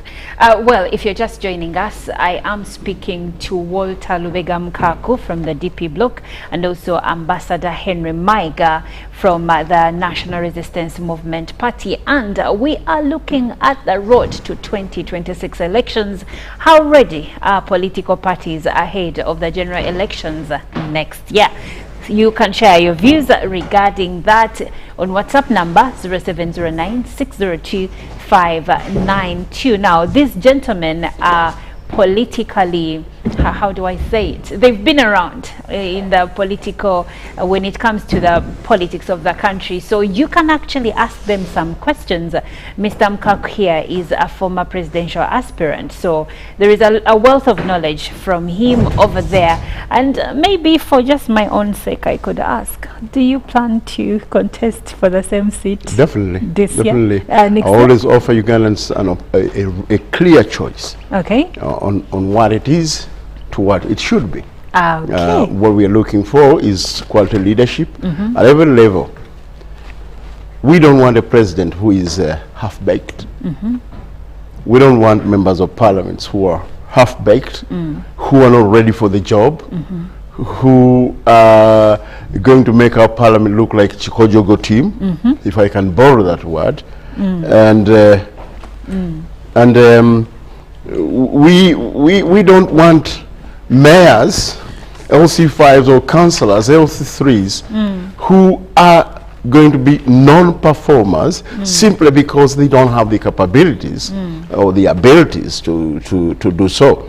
So what we've had progressively, we have deteriorated into, if you remember, my colleague here knows, even at the inception of NRM, when we had the NRC, the 6th Parliament, the 7th Parliament, you could have debate that was real debate, considering national issues, issues of national concern, considering every aspect of our street. But now, today, our parliament, the 11th Parliament, is the worst performer. The worst performer. That's why I want to, if I can stand for, if I'm not going to stand for the presidency, I will definitely offer myself for parliament, and that is Rubaga South. Okay. Well, I like where we are going with this conversation, but let's first go back to party readiness. I'll come back to you, Ambassador Maiga. Let's look at the National Resistance Movement Party when it comes to their preparedness for the general elections in 2026. Please tell us, outline to us NRM's strategic plans and initiatives to ensure readiness for the 2026 general elections. Absolutely. As I said before, we have a situation where this country has come a long way in as far as its electoral processes are concerned. And we have gone through, I mean, the highs and lows of coups and takeovers and then postponement of elections and quite a number of other challenges that we've had as a country.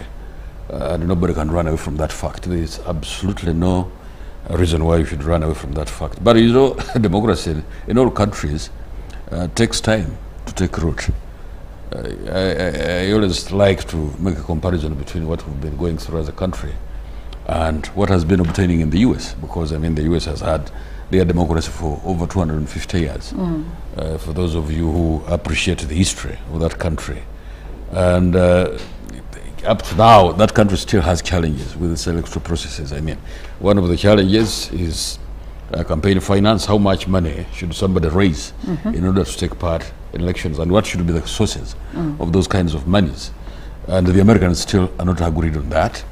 They are not agreed. I mean, just recently, you remember, most especially during the campaigns and elections of 2016, where Donald Trump was alleging that the elections had been rigged, and everybody was dumbfounded by those revelations that in a country that has had democracy for the last 250 years, some people can still talk about rigging of elections. So coming back home, yes, because what we should have as a point of discussion this morning is how parties are prepared for the elections, and I can only speak for NRM. I can't even speak about how prepared the Electoral Commission, which my brother was referring to, the Electoral Commission, the preparedness that he has put in place and so on and so forth. So I wish in the future probably you can call the three of us, somebody from Electoral Commission, myself and my brother over here, to talk about how prepared they are. That definitely we had is the going to give us Electoral an Commission opportunity. here last week, but Absolutely, yes. Absolutely. So probably that question can be addressed to them, and then they will definitely say quite a number of things that they've put in. But although I don't want to agree Of course, I can cede some ground to my brother that probably the Electoral Commission has had challenges, especially in terms of financing. That is for a fact. And probably some of the things that they should have done martially are not done. But my job here is to talk about the NRM, how prepared it is. Exactly. We have, as I said before, a president and chairman of the party, President Yoweri Museveni, whose safe pair of hands has enabled this country to have the predictable and regular elections. That is for a fact. His visibility cannot be contested for now coming up to almost 40 years. And so that visibility has already solid him. So he is prepared as a person, should he be selected as the presidential candidate. The visibility speaks quite a number of things, not only in this country, but also in the region, in terms of peacekeeping, in terms of getting involved in the security arrangements in the region, and so on and so forth. So visibility is assured. Secondly, party unity, we have it in the NRM, yes. And that to me is a plus, because you don't want to go into elections when the party is divided, because that will be counterproductive, and your participation and preparedness for your party to get involved in elections is going to be having a lot of encumbrances, and it will become extremely difficult for you to be competitive. So party unity we do have as NRM. There are also issues to do with the messenger, the message, and the mode of delivery. And as far as the messenger is concerned, regarding the NRM, I think the messenger is very clear, and I've talked about President Yoweri Museveni, because he's the messenger.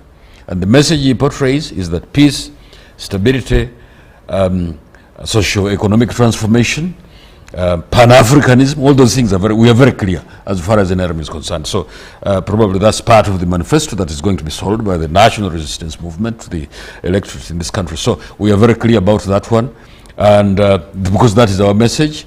And when it comes to the mode of delivery, yes, right now we're in this studio, and the mode of delivery is very clear. We must speak to the electorate about what the intentions of President Yoweri Museveni and the party he leads are.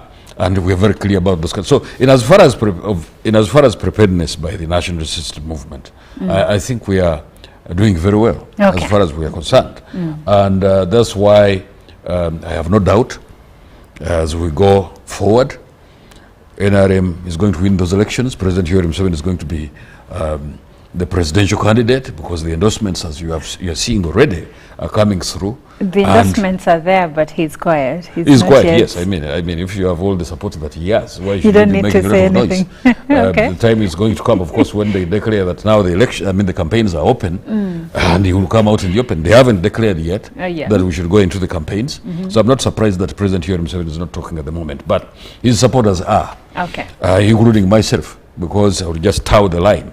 But you don't change the scorer who is scoring for you all these times, all the times that we've had elections. You don't put him on the bench. You don't put him on the bench. You have to continuously bring up that person. In any case, he's doing a very good job because of his safe pair of hands.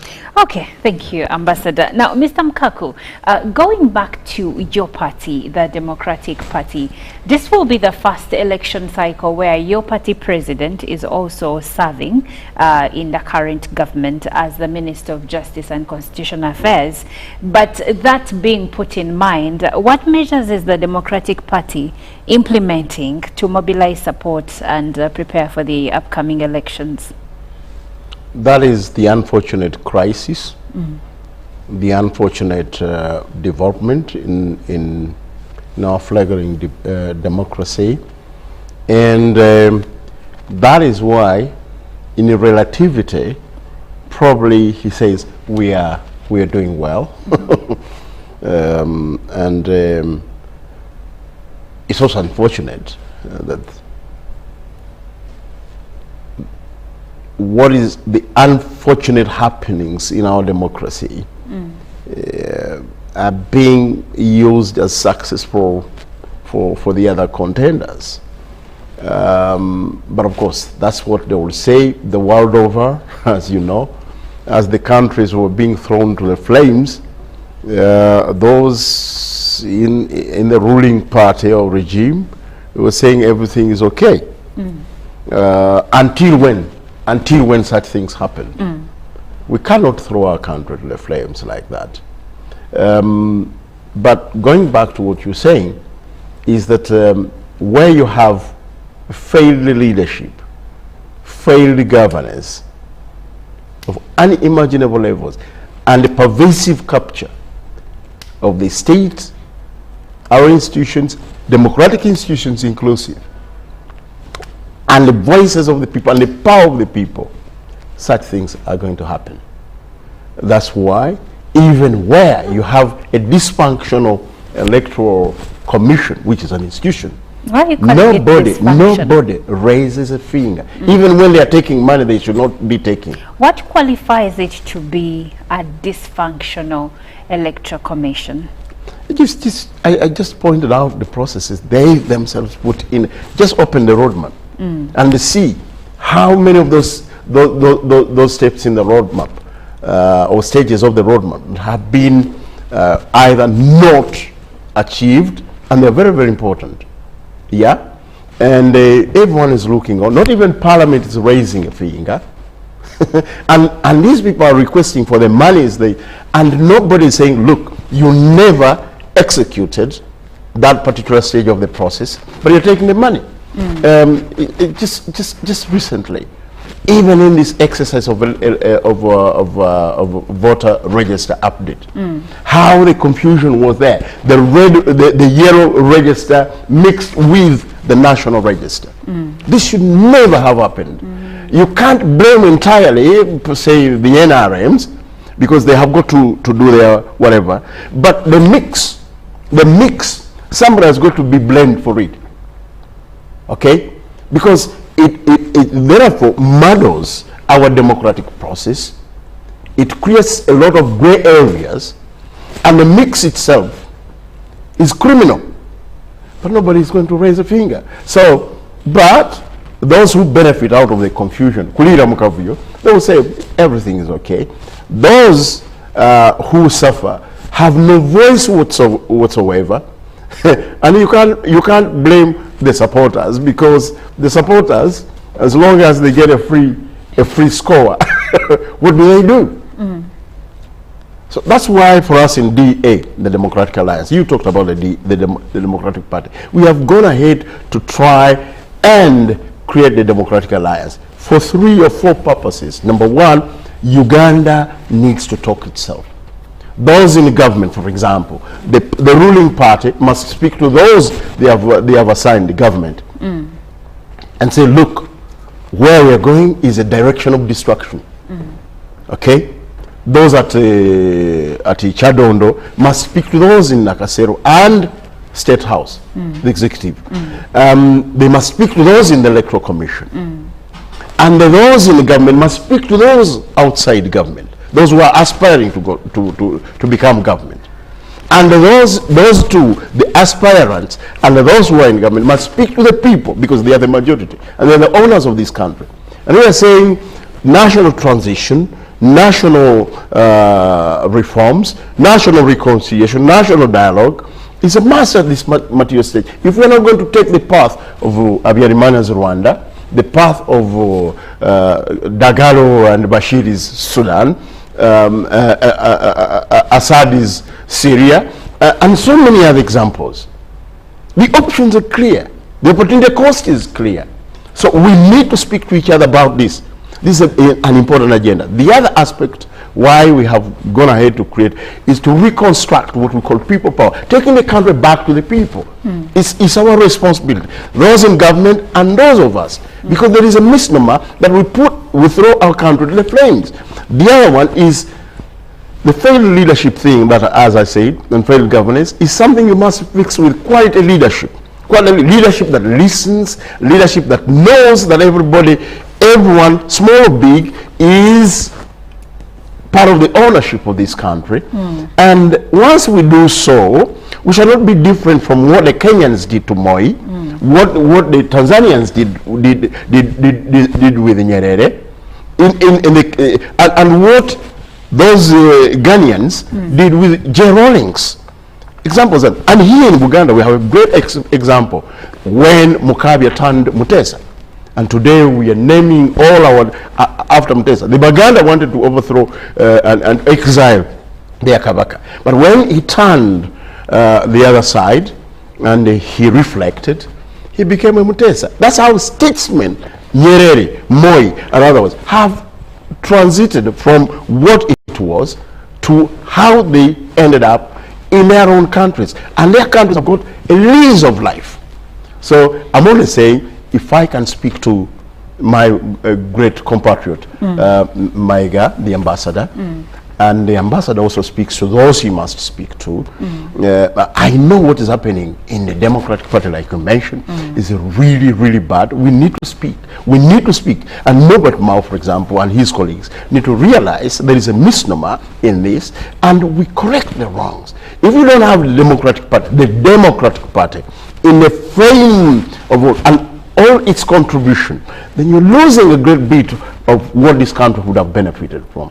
So while we speak to ourselves as DP members, we must also speak to other political forces of change to ensure that what is happening, for example, now you can see Mr. Museveni is basically having a free ride no matter what is happening. Why? Because the new opposition leadership is not performing to its best. Again, there are things that we must question. For example, today, we are facing charges. Most of us, even when they give us the bail the way they have given it to us, 30 million or 3 million, whatever, we have to report every other time. Is it the same to our colleagues, the Senyonyis, Yoweri Bishekezi Senyonya and Bobby Wine? They get bail conditions on treason charges. They never report, they never do this, but we do. Besgie does. Everyone is, even government ministers, those who have taken the Mabatis and gods of Karamoja, they do. Why the selective treatment? Even in the bad situation, why the selective treatment? Those in government must answer, and those in the opposition must answer, so that the public knows. Thank you, Mr. Mkako, and that's when I will go back to the ambassador. Why the selective treatment? Well, for me, I don't think I can vouch for that kind of argument. Because Mami Rubega Mukaku is a long-term and time friend. No doubt about it. We have gone through thick and thin in as far as what has been happening in this country for a very long time. But the differentials in terms of treatment, I don't think I can vouch for that. For as long as somebody keeps the law of the country, I don't think anybody is going to touch you or scratch you even by a particle. Okay, now the moment you go against the laws of this country, definitely you're going to face the music. Okay. If, for instance, people are talking about elections and being civil in as far as our political activism is concerned, and then for you go for riotous situations, you go for defiance, you go for even the contemplation of killing the president and all these kinds of things, then you got to face the music. Maybe if let me finish. You'll have an opportunity, my Mukaku. Because you see, the preferential treatment, I don't think it does exist in this country, because once you become law-abiding, the moment you become law-abiding, because when you become law-abiding, nobody's going to even scratch you by a particle. And therefore, as long as you keep civil, as long as you keep the law in this country, and you remain calm, and you aggressively advance your manifestos and so on and so forth, nobody's going to scratch you even by a particle, as far as I know. And as I said before, that we've come a long way. Because if, for instance, somebody looked at the 1970s, when you had Idi Amin, one of the most diabolic rulers of this country, when it wasn't even possible to have these kinds of discussions, political discussions, when it wasn't possible for people even to form parties, when it wasn't even possible to have regular and predictable elections, I really see a lot of advancement in terms of our political, practices in this country. It is extremely important for us to appreciate that. So the space is big enough for everybody in this country to take part in this, for as long as you keep the law. If you are going to go against the law, then you are going to have problems. Okay, now speaking about the law, I would like for us to to address the elephant in the room, and that is the ongoing case of retired Colonel Dr. Kizza Besigye, who was previously in the court-martial, and now he has recently been charged with treason. Now, I'm bringing up this case because it's been one up for debate by many Ugandans, but also it fits into the the upcoming elections. And I would like to know from both of you gentlemen, but starting with you, Ambassador, how do you perceive this development affecting the political environment and the operations of opposition parties as we approach the 2026 elections? Absolutely. It again goes back to what I've been saying. That as long as you keep the law, there's going to be no problems in as far as your participation in the elections in 2026 is concerned. Now, of course, you're talking about Kizza Besigye. At this particular moment, we cannot talk about the merits and demerits of his case that he has against the state, no, what the state has against Kizza Besigye. But the most important thing is for us to say that, yes, each one of us in this country is one statistic. Kizza Besigye is one statistic. President Yoweri Museveni is one statistic. Mwami Lubega Mukaku is one statistic. So if you're going to say that a Maega or a Lubega Mukaku, because of his political activism that has come against the laws of this country, is going to affect elections, so be it. I wish all those people very good luck. That they think that Besigye is going to affect because he's run against the laws of this country, and therefore that is going to impact on the elections and whatever is going to happen. I wish them the very best as far as that is concerned. So for me, as far as I'm concerned, yes, Kizza Besigye is in the court, and of course the preparations for elections are going on, and nothing is going to stop these elections, with or without Kizza Besigye. The elections are going to continue. That's what I see it. Okay. For us as a party, NRM, we are prepared for those elections, and the roadmap by the party has already been published. Everybody knows about it. The functionaries of the party have hit the ground, and they are looking for the votes for their presidential candidate, and so on and so forth. And therefore, as far as I'm concerned, if other parties are failing in terms of unity, because what I can actually see on the political canvas, you have how many FDCs as we speak? You have Naja Nankumi, you have Katonga. Yes. DP, my friend, was there. Is now talking about Democratic Alliance. I don't know what that means and who actually are on board in as far as that political formation is concerned. When you look at the CP, I don't know who is even the leader at the moment. And these are problems which are actually self-inflicted. Now, if it came to the NRM and was those problems work in your favor as NRM. Of course, I mean, political competition looks out for those kinds of situations, that if the enemy or the opposition, the opponent is as weak as they can be, then for you have a field day. So it is incumbent upon the opposition political parties in this country to come together. I mean, people have been talking about, for instance, alliances in this country. For me, as far as I'm concerned, they haven't worked. And we can give a litany of them, including the 1962 alliance between the UPC and Kabaka Yekati. It didn't work. 79 didn't work.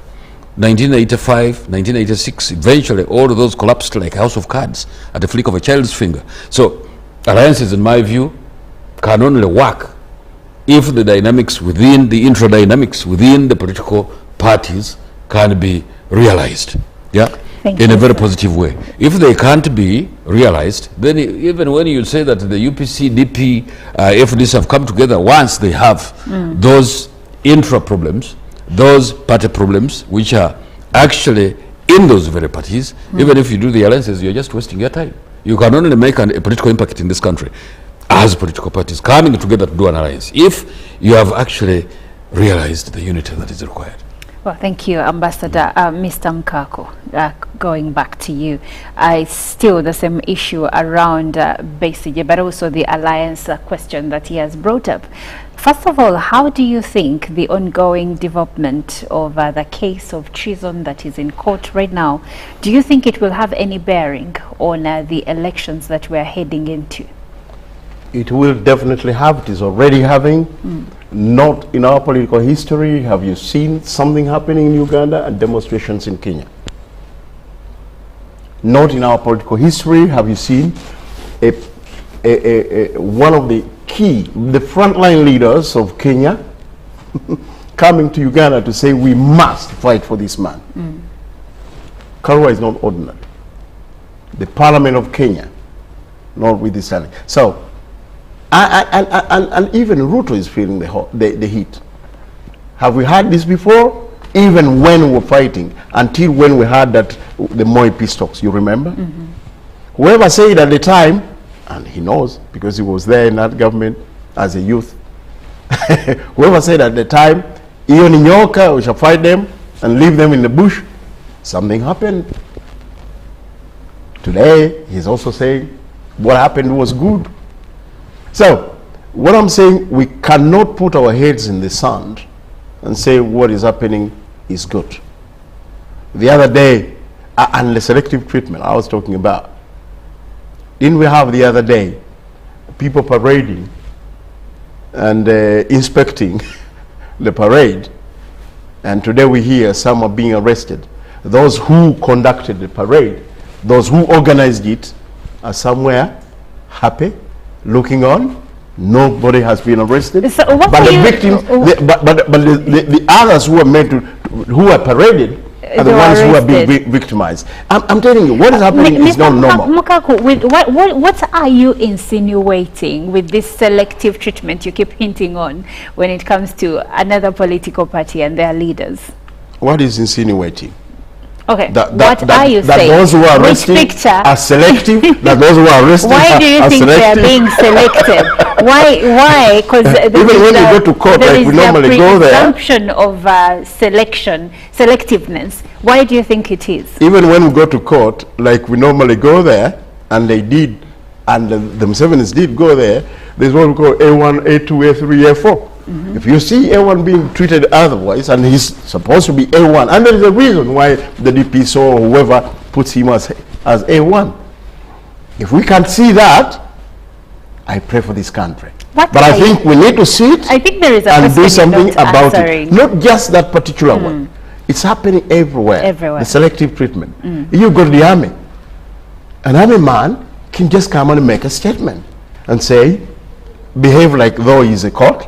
Says that one get out of prison in the coffin, and we have already decided that we have even looked at the tree where we're going to do the firing squad. Okay, you see, all these are not normal in any governance system.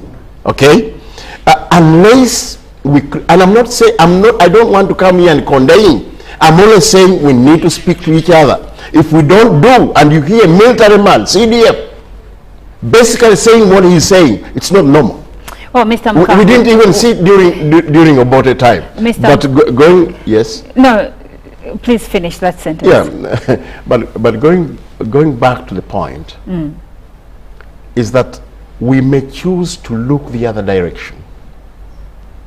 As long as we don't sort the mess in front of us, this country will go to the flames. It will not be in the interest of those in government, in the interest of those, say, in Chadondo Street, plot 9, is it plot 10?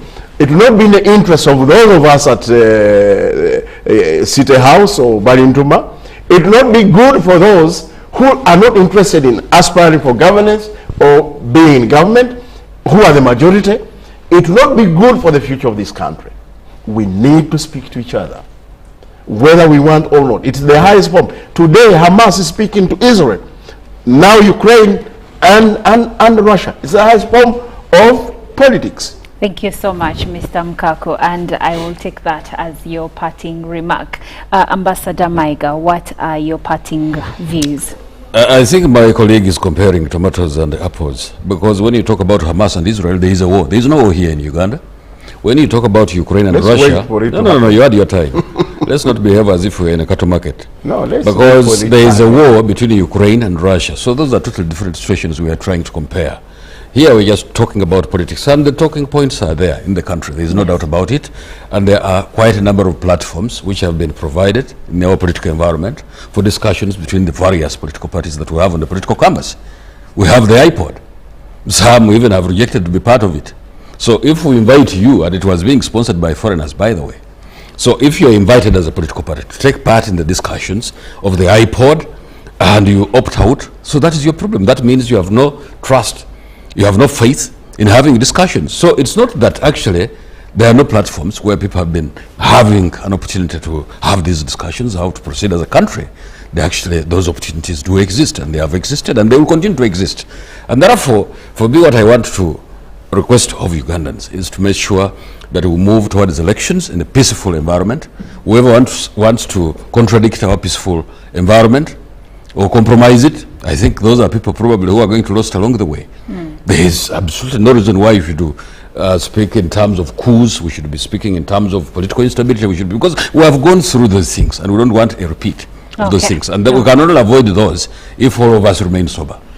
Well, thank you so much, Ambassador Maiga and Mr. Mokaku. I've been speaking to these two gentlemen regarding the roadmap to 2026 elections and the readiness of political parties ahead of the general elections come next year. Now, if you just caught the tail end of the conversation, you can go back on our YouTube channel and rewind and follow it from the beginning. But we'll be having more of these conversations as we move along, because this is the election year and a lot is about to unfold. The ambassador here suggested that the next time we invite them, we also invite the Electoral Commission to be a part of the conversation, and I promise we'll do that. But for now, let's take a short break. Ruben Pima will be up next with the sports updates. Thank you, gentlemen. Thank you very much.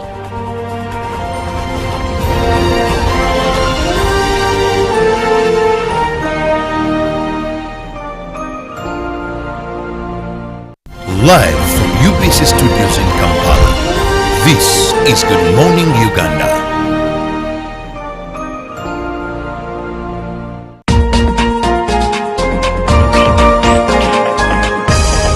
Coming soon on UBC. Are you ready to take your fitness journey to the next level? Join the Sweat Squad by Sion. Coming soon to UBC TV. With expert guidance, cutting-edge workouts, and a supportive community.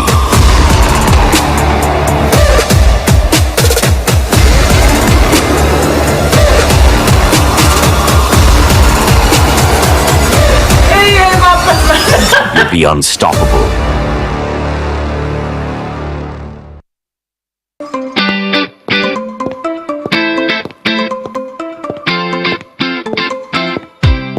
International Women's Day is celebrated annually on 8th March. It is a time to reflect on progress made, to call for change, and to celebrate acts of courage and determination play by women. On Saturday, 8th March, Uganda will join the rest of the world to commemorate International Women's Day. The national celebrations will be held in Changwanzi district under the theme Accelerate Action for Gender Equality. The President of the Republic of Uganda, Yoweri Kaguta Museveni, will be the chief guest. Join us for the live broadcast to witness outstanding women receive medals in recognition of their achievements and contributions to the country. Happy Women's Day. Live from UBC Studios in Kampala, this is Good Morning Uganda.